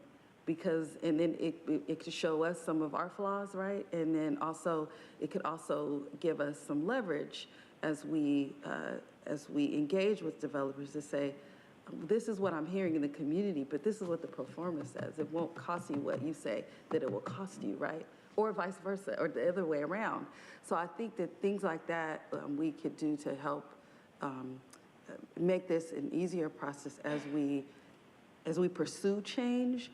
I certainly don't want to stand in the way of building what people need. We know we need housing for so many different reasons. We see it in our communities, on our streets every day, but we also see it in a lot of our professional atmospheres where people just are not able to afford to be in San Diego. We also see it in the national news, where we are the most expensive place. I think that was the city, maybe not the county, but be that as it may, it's still a thing, right? So I just want to have a balanced approach to this and try to mitigate things that we do that create barriers, but also understand that we do have principles that we have to abide by in order to make this a better place for those that will come behind us. So thank you, that's it. I'll shut up now, but that's it. Thank you. Appreciate it. Vice Chair? Sure, thank you. Just thought it would be helpful, I just acknowledging that Supervisor Montgomery Stepp's first meeting, and also wanting to respond a little bit to my colleague Supervisor Desmond's comments. I do think it's helpful to sort of zoom out on the new paradigm around the VMT regulation, the implementation of state law, SB 743. When that came down to us, and it said, you have to, according to the technical guidance, it said you have to take the regional average and not the unincorporated average, which had been the plan of the previous board, there were only about 6,000 potential acres left on the table that we could build in the unincorporated area in order to abide by state mandates that were about climate goals, right? Fundamentally about how do we reduce our carbon emissions, because we know that 40% of our carbon emissions in San Diego County come from cars idling in traffic, and how do we do that? As well as how do we encourage the kind of housing construction that foregrounds equity concerns, because we know that when we're building smaller, denser, that it's going to have at least some higher likelihood, although no guarantees, that this is going to be more affordable rather than building 3,000 square foot, sprawl mansions. So it's sort of a both and on equity and climate, which is, I think, centered in state law that we were then asked to implement, moving towards a paradigm of smaller homes, more affordable homes, closer to where people live and work, less time spent in your car, but also, you could actually afford to buy a place or rent a place is sort of the direction we're going. That being said, that's a great theory at the state level, but when it came down, it only left 6,000 units on the table, 6,000 acres for us. And I really want to commend, Sarah, your team and county staff who did, I think, an extraordinary job. I think our board said, look, we care about climate, we care about equity, and we care about housing. And these are all three important, and they're all equally important. And so how do we do that? And you guys just did an amazing job. You found 40,000 acres instead of 6,000 acres that we could defend legally, right? That are either on current transit routes like the Buena Creek, or on future transit routes according to MTS or SANDAG, or near or already in communities that are, have some kind of walkability or danceability, or near a grocery store or near a school. I mean, we really ask you to think creatively about all the different places that could be defensible. I appreciated Inga and Claudia and your team, and really working thoughtfully with Luge to think about, okay, if we did get sued, because we're not going to be in compliance with the letter of state law, where state law said you have to take the regional average. We're not doing that. So if you're not going to do that, we're going to violate the letter of state law. We needed to have an argument that we had substantial evidence that the approach that we took aligned with the intent of state law. And so I think you guys did a great job. And I think the proof is in the pudding, because we were being sued by loads of groups, and almost all except one, I think, has now dropped their lawsuits. So I think talk about thread the needle, talk about kind of figure out a way to meet our equity goals, meet our climate goals, create a pathway for 40,000 acres of development instead of 6,000 acres of development, and do it in a way that's going to withstand legal muster and not get us caught in court. I think, absolutely extraordinary work. Legal team, Luge, you guys are amazing. And I think this is important, not just because it was great work on all your parts, but because these goals around climate and equity and housing are all really important. And if we move forward with approaches that don't abide by state law, we end up in court. And then nothing can get built and nothing can get done. And if the core, sort of theory of the case here is that the private sector needs certainty in order to build, people need to know what's likely and what's on the table in order to start making plans and start making investments. If we know that court cases that are long and expensive make it impossible for anything to move forward, then the worst possible outcome would have been to just kind of completely throw out our transportation study credit and end up in a project-by-project analysis where every single project had to be analyzed and therefore litigated. And then we would be building no housing in our unincorporated areas for a decade or more, and then probably end up in a worse situation than we are currently, because we'd end up in a mandate under Judge Taylor's court where we'd end up with 6,000 acres. So we'd have a 10-year delay and 6,000 acres, or we have, I think, a really beautiful approach that is takes into account local conditions, local plans around future transit, really granular details around neighborhoods. So I just wanted to take that time. I think of course, I think Supervisor, you're probably well aware because you've been following this very carefully, but just from sort of the point of view of the nitty gritty of what this battle looked like here and what we faced, I thought that would be important. And I did want to respond to what I felt were some sort of different perspective that my colleague shared that I don't think reflected the experience that I had had. So all that being said, that's all great, and I think at a macro level is really incredible work, but your question's the right one. So where does the DFA fit in? And I think your points that you literally hit the nail on the head. It's like, okay, so we have this great framework, makes tons of sense in theory. Why are there no houses being built in these specific areas that it obviously makes sense? And so that is where we got to on why we move forward with this DFA to say, it seems logical. You probably drive by those areas all the time. You're like, why are there no houses? But let's find out. And I think that's the point here. Let's find out, now that we have 40,000 acres that makes sense from a climate and equity standpoint, let's find out why nothing's being built. What else do we need to do?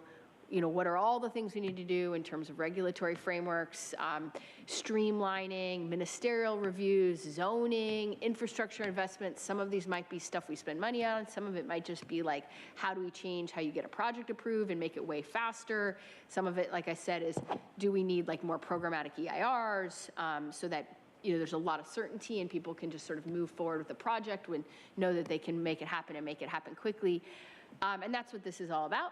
And I think the only cherry on top of that very large cake that I think you guys have baked and have done an extraordinary job with is to say, okay, well, let's make sure that as we look to unlock the housing in the right places in these 40,000 acres, let's make sure that we're making it easy and possible to build housing that's affordable for lower and middle income and working class San Diegans, and we don't just end up with 3,000 square foot mansions that, frankly, don't meet the policy goals that I think we as a board share. So I feel like I could talk a lot longer on this topic, but I will stop. And just again, thank you guys. Thank you. Supervisor Anderson? Thank you, Madam Chair. I don't mean to put you on the spot, Sarah, but in terms of new housing permits being processed, do you have an idea of how many we have? Supervisor Anderson, thank you so much. I'm going to defer to those who are much smarter and have that data on the PDS team. Davia, do we? Before you start, sure. I know some of the permits may be for multi-home.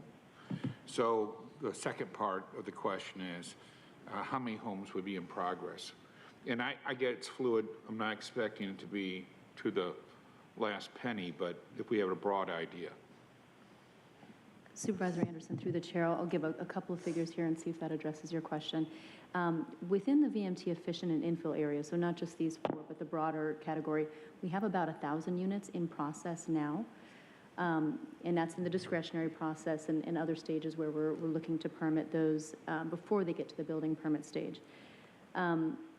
Stepping back, we have been processing about issuing a little over 1,000, sometimes a lot over 1,000 building permits per year for about the past 7 years. I'll just keep that 1,000 range. And then prior to that, in about the decade before, it was more like 400 to 500 per year.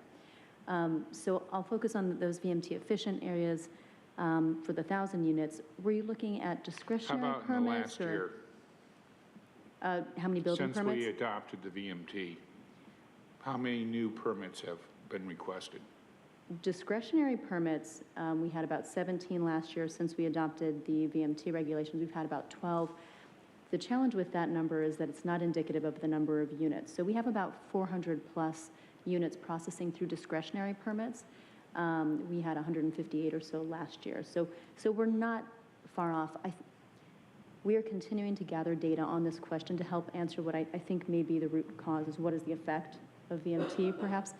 I don't think we know the answer yet. I think it's too soon to tell. We are seeing a reduction in larger subdivisions because of the VMT challenge in part, but as we mentioned, there are many other factors, labor challenges, other costs and issues. But we are seeing a lot more smaller developments, including density bonus, streamlined ministerial projects that don't have to go through us for certain permits. We're seeing a lot more of those than we did historically. So our building permit numbers overall are still higher than they have been historically. So we're thinking in terms of ADUs.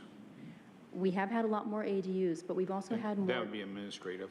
Yes, that's correct. That is one of the types of housing that was been streamlined quite a bit by the state and by our local jurisdiction, by the board. But we're seeing other types of housing as well. We will continue to look at this issue. I know it's a high interest question for the board, for the community. I don't think we know the answer quite yet. Well, I do think it speaks to the importance of the work that you presented today. And going back, and when you started this 6 months, a year ago, you know, I pointed out properties we had just taken the land and said, oh, we're going to build there. And then I just simply pulled some samples and somebody would have a home there. And then we said, well, you could put 9 units. Nobody is going to tear their home down to put 9 units in with no promise that they'll get a permit in their lifetime and that they won't get sued. And then the other part is the topography. Some of these properties are on the side of mountains or in valleys that were unbuildable. So I think you've done a yeoman's job presenting this, looking at it. I know that in my office we went through some, and I was showing you in the North Alcohol and South Lakeside why some of these properties are so big is because they're unbuildable, and that there's no way to build a road to those properties, and they couldn't be divided. But I think that you took a lot of that into consideration, so I really appreciate the hard work on that level. When I got elected, we had a plan for the unincorporated that provided for villages. The notion was you have a community like Alpine, since Alpine's such a hot topic today, that when I moved 35 years ago, we didn't have an Albertsons, and today we do. If you allow a community to get to economies of scale, they don't have to drive 11 miles to a grocery store because they have one in their community. We have communities already who are outside the VMT, and we've abandoned those communities so they'll never grow to economies of scale. And the flaw with the VMT, as we're using it now, is it discounts anybody who lives in Riverside, which I think it's no secret, southwestern Riverside is booming. I used to have an office in Temecula. My Senate district went from Lake Elsinore to Lemon Grove, and so I traveled it. And if you hit past Rancho Bernardo, you had no problem with traffic getting to Temecula. And now, as you leave Escondido, it's bumper-to-bumper traffic. Those people have jobs. They're working in our community, and we have failed to provide the housing. We have failed the VMT because on paper, it looks like we're doing a great job.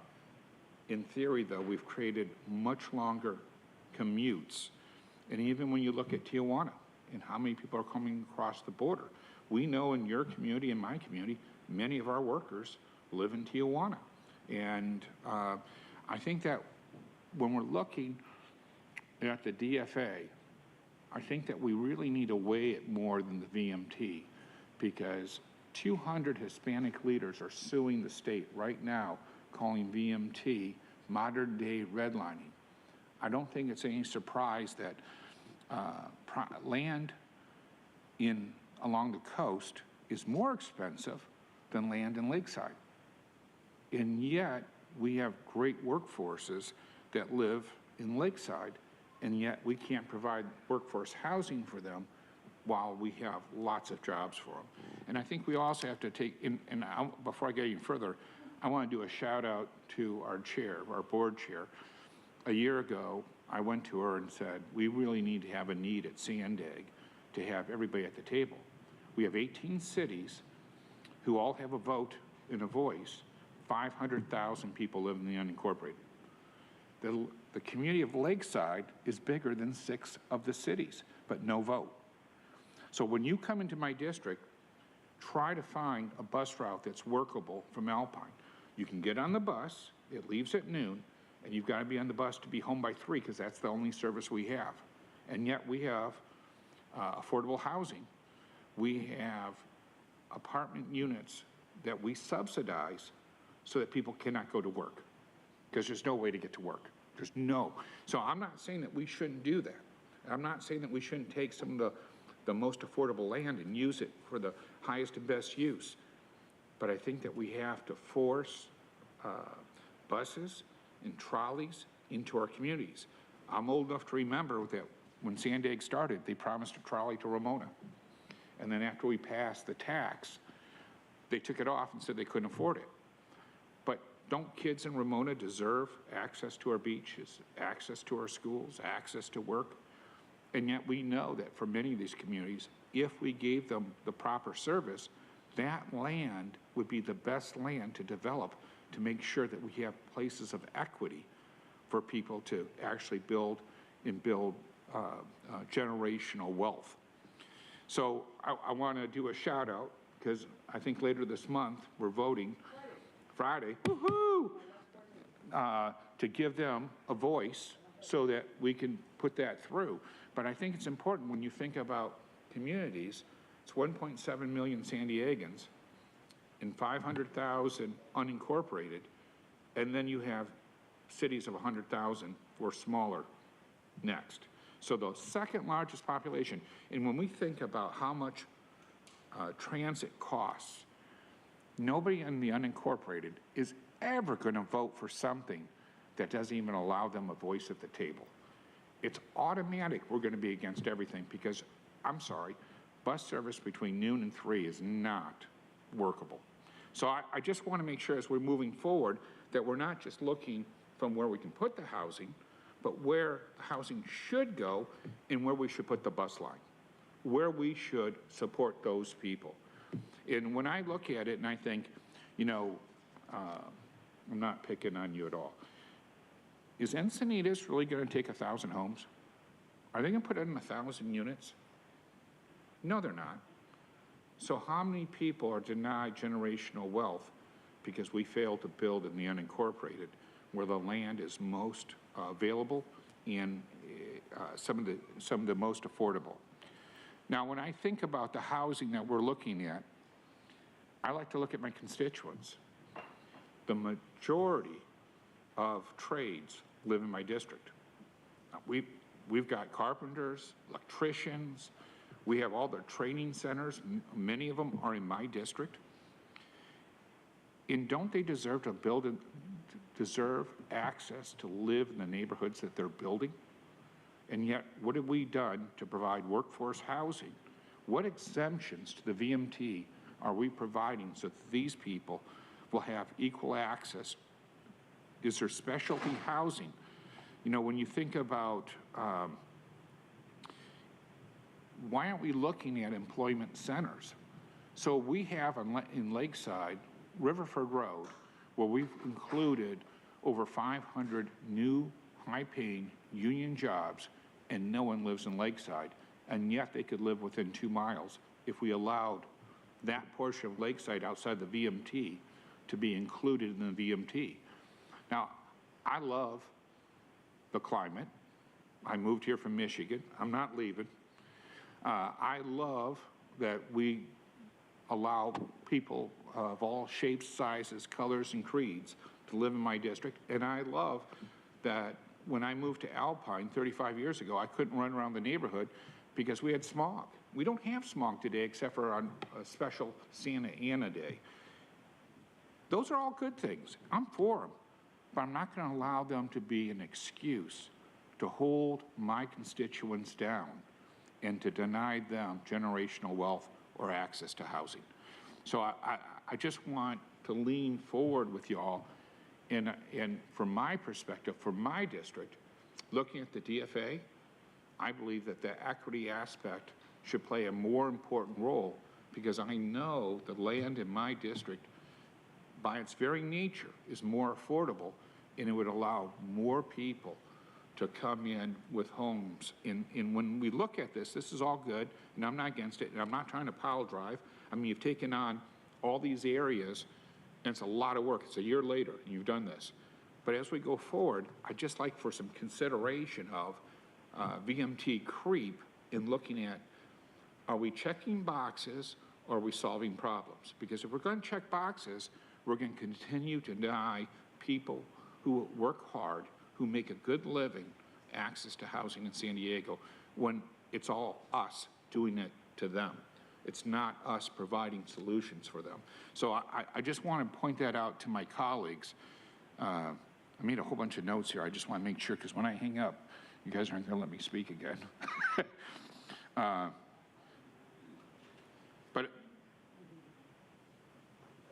And the other thing I want to put in a different time frame, every home that we don't build in the unincorporated means that somebody in the city has to build it.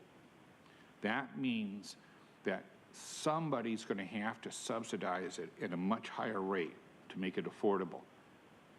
And the other part is we have a lot of teachers. We have a lot of trades in my district. I'm not sure you can take a trolley to a trade. I'm not sure. Maybe if you're rebuilding something in San Diego, you can do it. But if you're building new housing, if you're building anything new, you're on the edge of the frontier and you have to drive there with your truck. The other part is, are we taking into consideration that if I need to bring a specialty piece of equipment that weighs 75 pounds, am I really going to carry that on my bicycle to my work site? Let's just understand that there are some jobs that require a truck and that's going to have to use their work truck.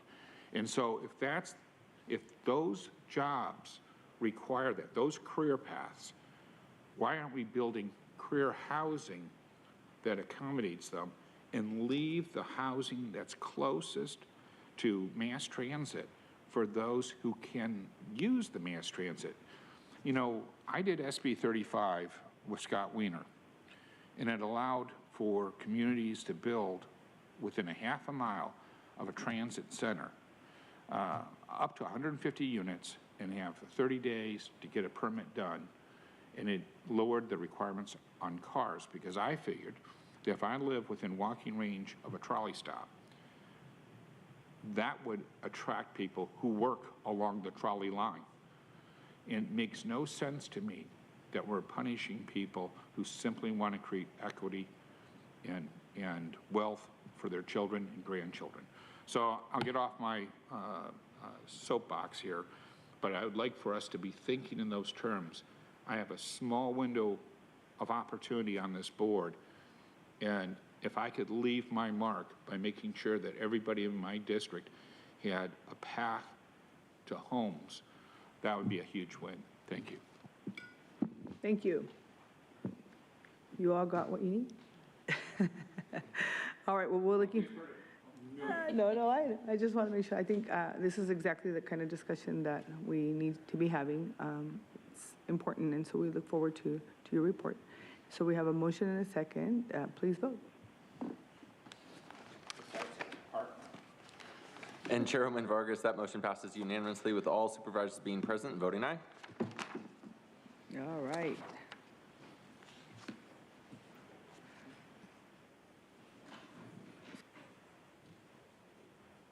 You want to go ahead?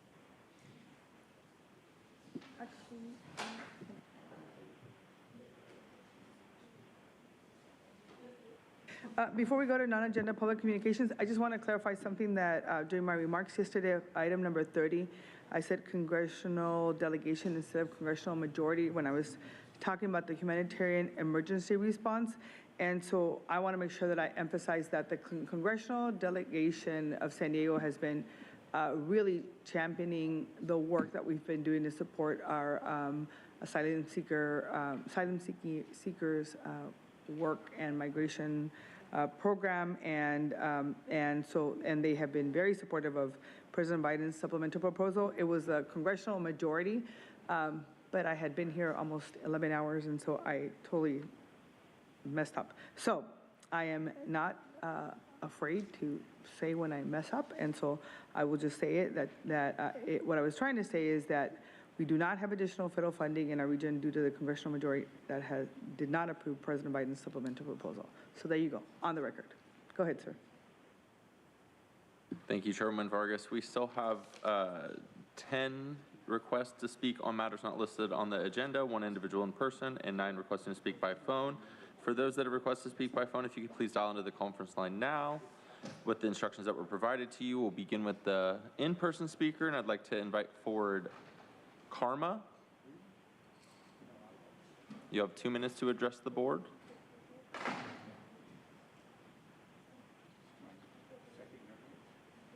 Last call for Karma. Not seeing any movement in the chamber. We'll go to those that have requested to speak by phone.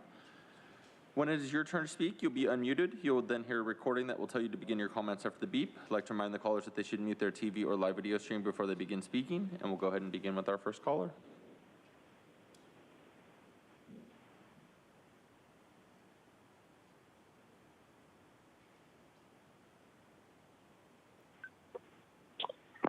Oh, God, Consuelo. God, that was painful. Between Tara and Joel today, oof, I would have taken yesterday all over again. Wow, Joel, you're really playing up the rich/poor card today, right? Government will fail, guaranteed. It is a failure that hides behind words like equitability, sustainability, safety, blah, blah, blah. Good Lord. Oh, yeah. We need a VMT cap for Tara. You can call it WSBT, Words Spoken by Tara. You have exceeded your speaking time for the day, lady. Shit, for the week, actually. I mean, do you love the sound of your own voice? That's great, but sheesh, chick, have some consideration for the folk who are there. We don't speak Taranese. It's kind of hard to follow you. Let's see. Truly, you make no sense. Just saying. Anyways, happy holidays, happy Hanukkah, happy Kwanzaa, happy.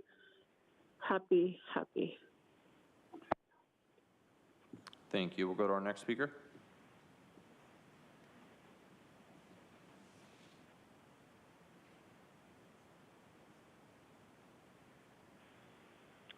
Good afternoon. My name is Diane Grace, and I am here as a concerned parent and grandparent and community volunteer. Because we are headed into the holiday season, I wanted to share with you an excellent informational pamphlet created by UC San Diego School of Medicine entitled Driving High is a DUI. It reminds us that 56% of drivers in serious injury and fatal crashes test positive for at least one drug. THC, tetrahydrocannabinol, the hallucinant in marijuana, is the most common drug detected. In California, it is illegal to drive under the influence of any impairing substance, including marijuana. The signs of cannabis impairment in drivers include slowed reaction time, lane weaving, trouble controlling speed. The driving high is a DUI pamphlet warns that edibles affect people differently than vaping and smoking. While both result in intoxication, the effects of edibles are delayed.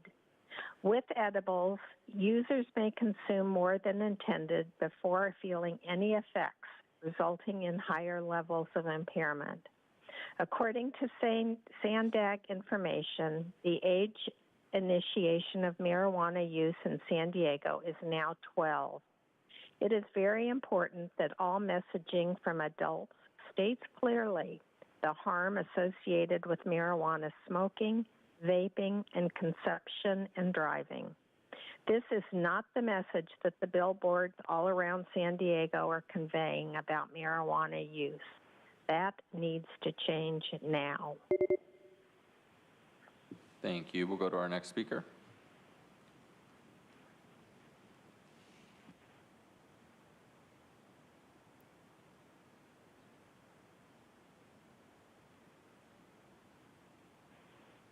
Good afternoon, Board of Supervisors, and welcome to Monica Montgomery Step. My name is Carrie Ann Skelly.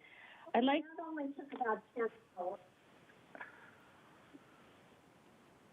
like to share some thoughts from an article in the Atlantic magazine written by Matthew Loftus, a family physician. He wrote that public policy plays a role in shaping the country, or in our case, the county, so that we can develop our best selves. He wrote, and I quote, Just as highways have guardrails for the moments when drivers aren't exercising perfect self-control, so we also need guardrails to help people from driving off the cliffs of bad decisions, end quote. He says that opponents of these types of public policies feel that citizens should be able to make decisions undeterred. This disregards millions of people who suffer because of bad choices from their addictions, and the people who love them and the government resources necessary to treat them and house them. And it obscures the underhanded tactics of companies who make money off of the young and inexperienced, creating a lifelong misery of addiction. It is these underhanded companies that push alcohol, tobacco, marijuana, and other drugs, and their tactics that concern me.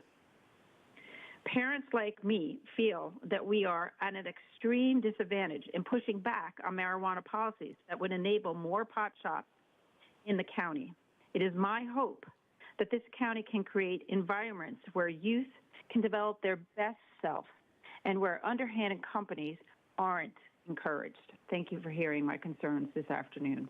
Thank you. We'll go to our next speaker.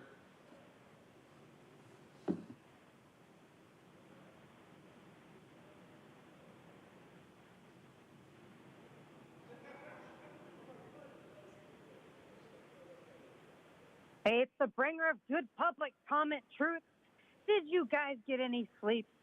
Shout out to everyone who survived yesterday's meeting. What a hazing for you, Monica. I hope you guys learned a hard lesson about not stacking the agenda. But maybe not, because most of you talk so much, I almost thought your speaking time should have been reduced to the Sandag 60 seconds. Anyway, it's my favorite time of year. It's time for everyone's end-of-year evaluation. At the San Diego City Council, Monica found some racist comments acceptable because she wasn't personally offended. And apparently, both horns make her laugh. Back to BOS base, budget lover Nora agreed to be my friend, yet still censored public comments at times as the misinformation minister and interruption instigator. That being said, Nora, I'll still see you on Friday as usual. I've got nothing for graph and chart lover Tara, which is okay because she's rarely here, but you actually showed up. Good job. And I did make you smile yesterday. Jim had a good laugh with me at times and seriously considered eating pizza with me, but he never once kicked butt on anything, so it's not going to happen. You have to get out of your own way first, and then we'll talk. Joel continued to engage with his phone, but I did see his face a couple of times. The joke would be, that might be enough. Brian 11 may need glasses as he couldn't read my nice handwriting this year. Last eval, Nathan laughed at you, Ryan, but now look, you've actually outlasted him. The professional Andrew enjoyed some of my comments, and I'm glad he no longer takes dictates from Nathan. I just wish he would have done that of his own free will. Sarah, sorry, I got nothing, but you're always nice to everybody. Overall, I'm glad to have a good relation with everybody. I'm actually grateful for that, and I would hope that it would stay that way. And Nora, I have a question for you. Do you sign your name, Chairwoman Supervisor Nora Vargas? Because if so, that's really weird. And by the way, I enjoyed you guys having to be here for more than 12 hours yesterday. Well, I didn't. I'm not into all-day craziness. But catch you next time around, Monica, and all the rest. Thank you. Your time is up. We'll go to the next speaker.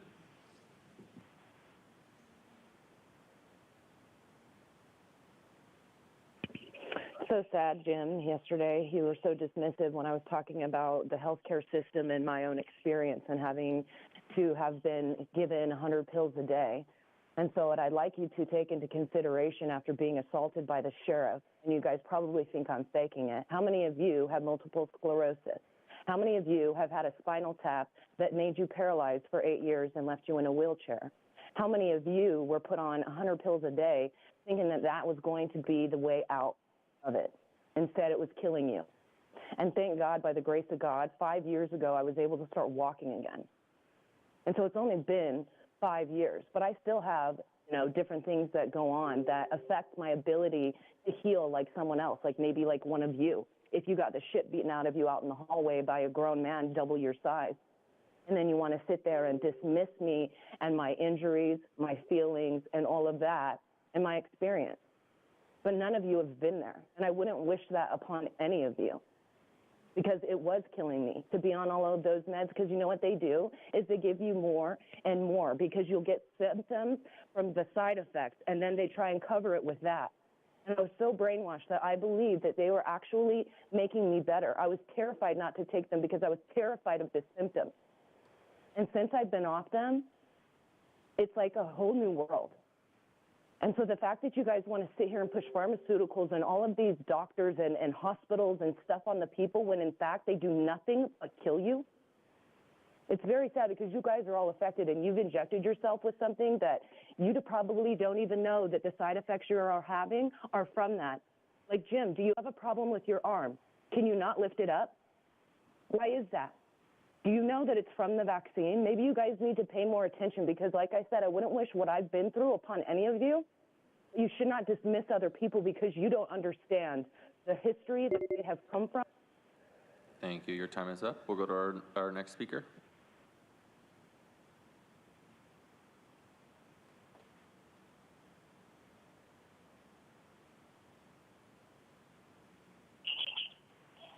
Good afternoon, Chair Vargas and Supervisors. My name is Becky Rapp, and I'm a parent concerned with the county's plans to drastically expand the marijuana market into the unincorporated areas. We currently have 5 existing pot shops that are all permitted to sell pot. With the proposed plans of expansion, we can see this number drastically increase, and parents don't want more pot shops, and they definitely don't want them located near and around sensitive uses like churches, daycare centers, and parks. Parents like me made this very clear to this board when the socially equitable program was presented and voted on. It was clear then, and it's clear now, that the vast majority of residents, planning groups, and parents don't want more pot in and around our communities. The majority of those who have spoken in favor have a vested financial interest. Parents like me have been following the Cardenas story in the city of Chula Vista and San Diego of 2 siblings who have been cited as participating in nefarious dealings with the marijuana industry and possibly using their political positions to expand the marijuana market by opening doors for marijuana lobbyists. I bring this to your attention as we are worried that a similar situation may have occurred here at the county, and we ask for a deep investigation into the origin of a socially equitable cannabis program presented by staff to this board. Dallin Young of Blue Water Government Affairs has played a significant role in lobbying the city of San Diego and coincidentally has played a significant role here with the county. He's under scrutiny for possibly contributing to campaign funds and efforts to expand the marijuana industry. When considering expanding the market that the vast majority of the county is not in favor of and working with consulting firms that are connected to nefarious deals, residents would like to know the truth. And we ask for a fair and transparent investigation. Thank you. Thank you. And Chairwoman Vargas, that concludes the request for non-agenda public communication this afternoon. We will go next to closed session.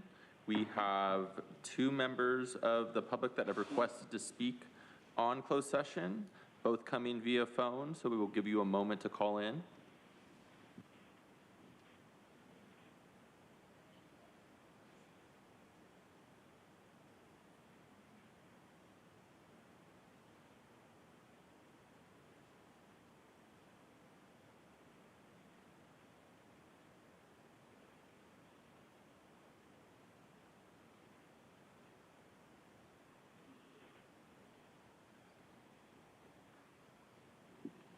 Again, we are taking closed session now, and we have 2 requests to speak coming via phone, so we'll give those callers a moment to call in.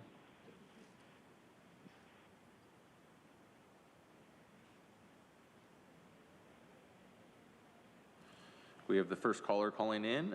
Just a reminder that when it is your turn to speak, you'll be unmuted. You'll hear a recording that will tell you to begin your comments after the beep. And again, I'd like to remind the callers they should mute their TV or live video stream, and we'll go ahead and begin with our first caller.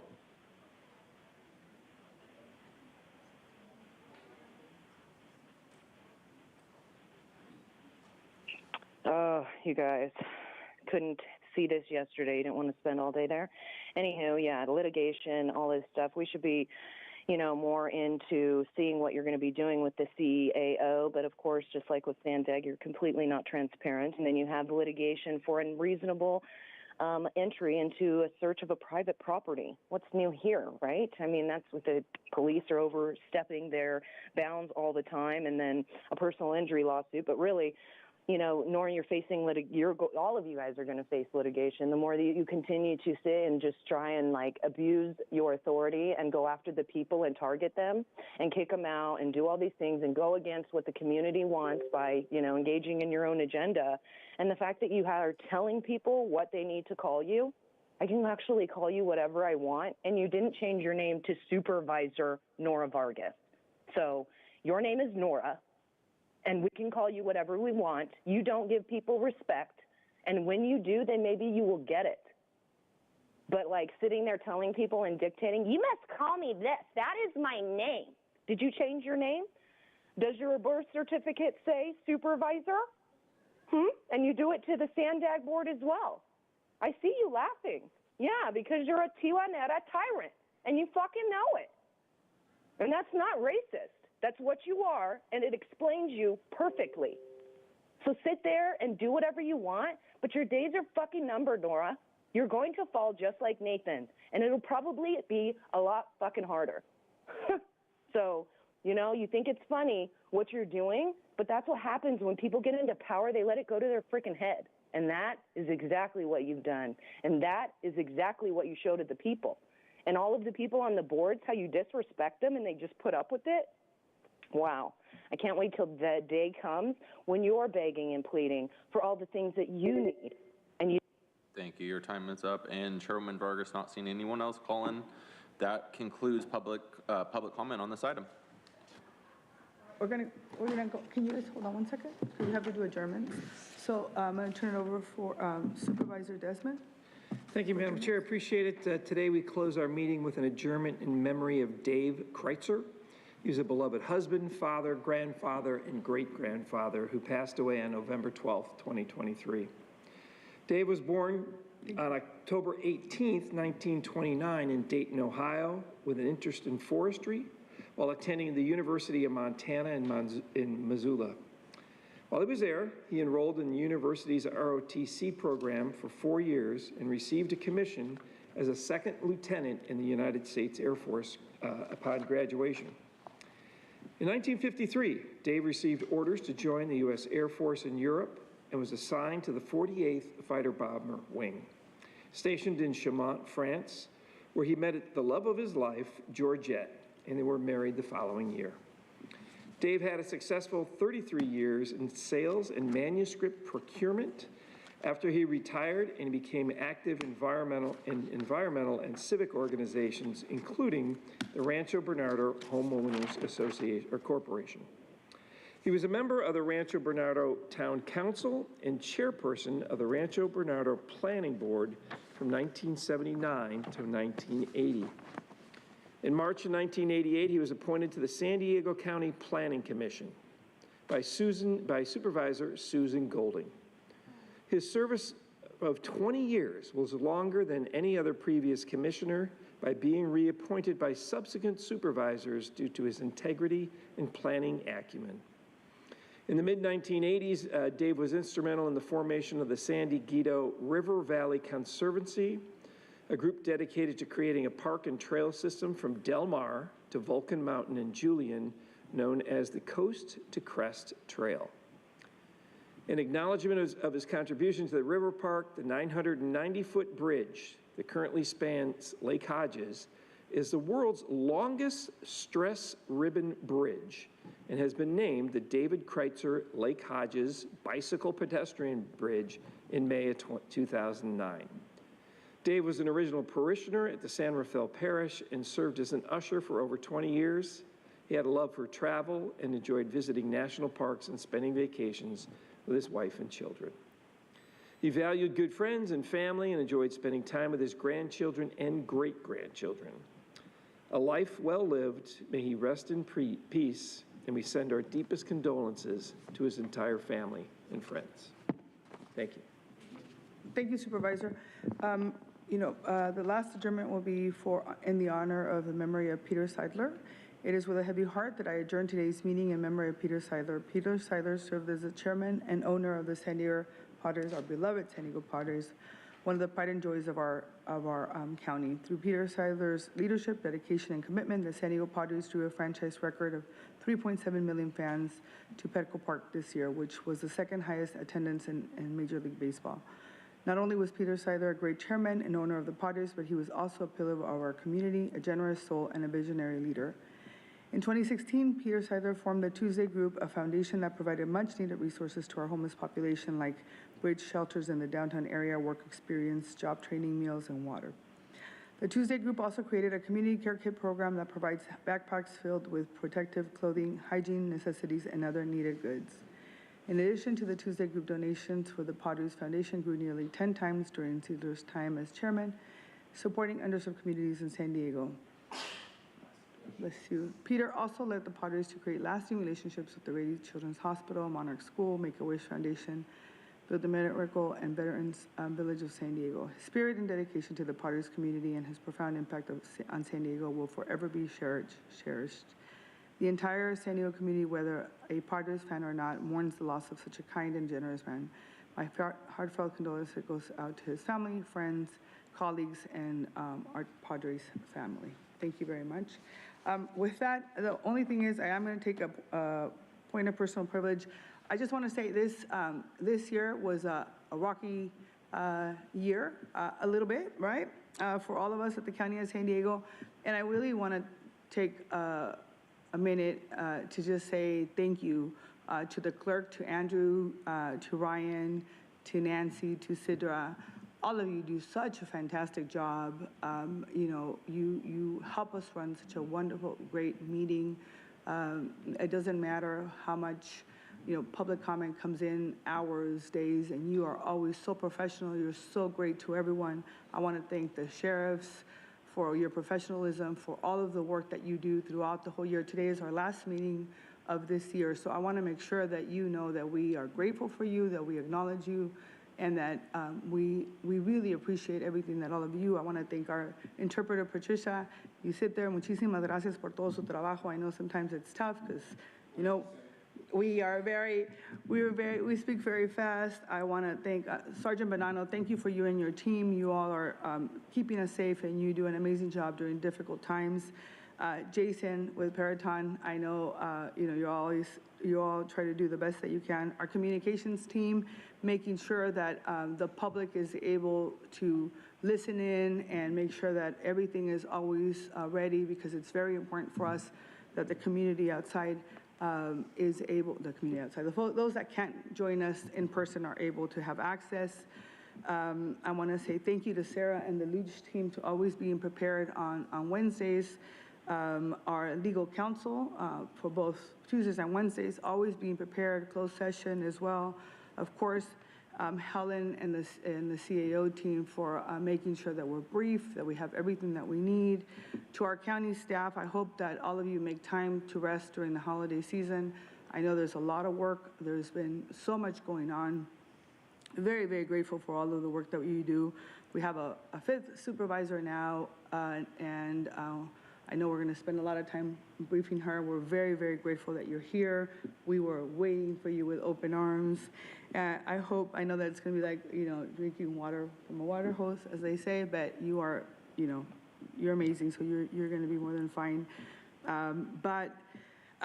We are here to do everything that we can to make sure that the residents of the County of San Diego are served well. So I want to say thank you to the county staff, all 20,000 of you, our janitors that make sure that when we leave at 11 o'clock at night, we come back and everything is always perfect. We are grateful for all of them and everything that they do. Muchísimas gracias a todos los que trabajan aquí en la noche y en el día para que esté todo limpiecito, bonito cuando lleguemos. Muchas, muchas gracias to all of the staff of our board who do such great work to make sure that we all are prepared when we're doing this. And anybody else who I missed, I'm really, really sorry. I hope everybody takes some time to celebrate with your families, and you have a wonderful, wonderful, happy holiday. And thank you for everything that you do. Muchas gracias. Happy holidays. And with that, thank you, and we'll proceed to closed session. All right, so The board will now recess into closed session to continue consideration of those matters listed under item 35 on yesterday's agenda. If there are any reportable actions, they will be reported out after the conclusion of closed session today.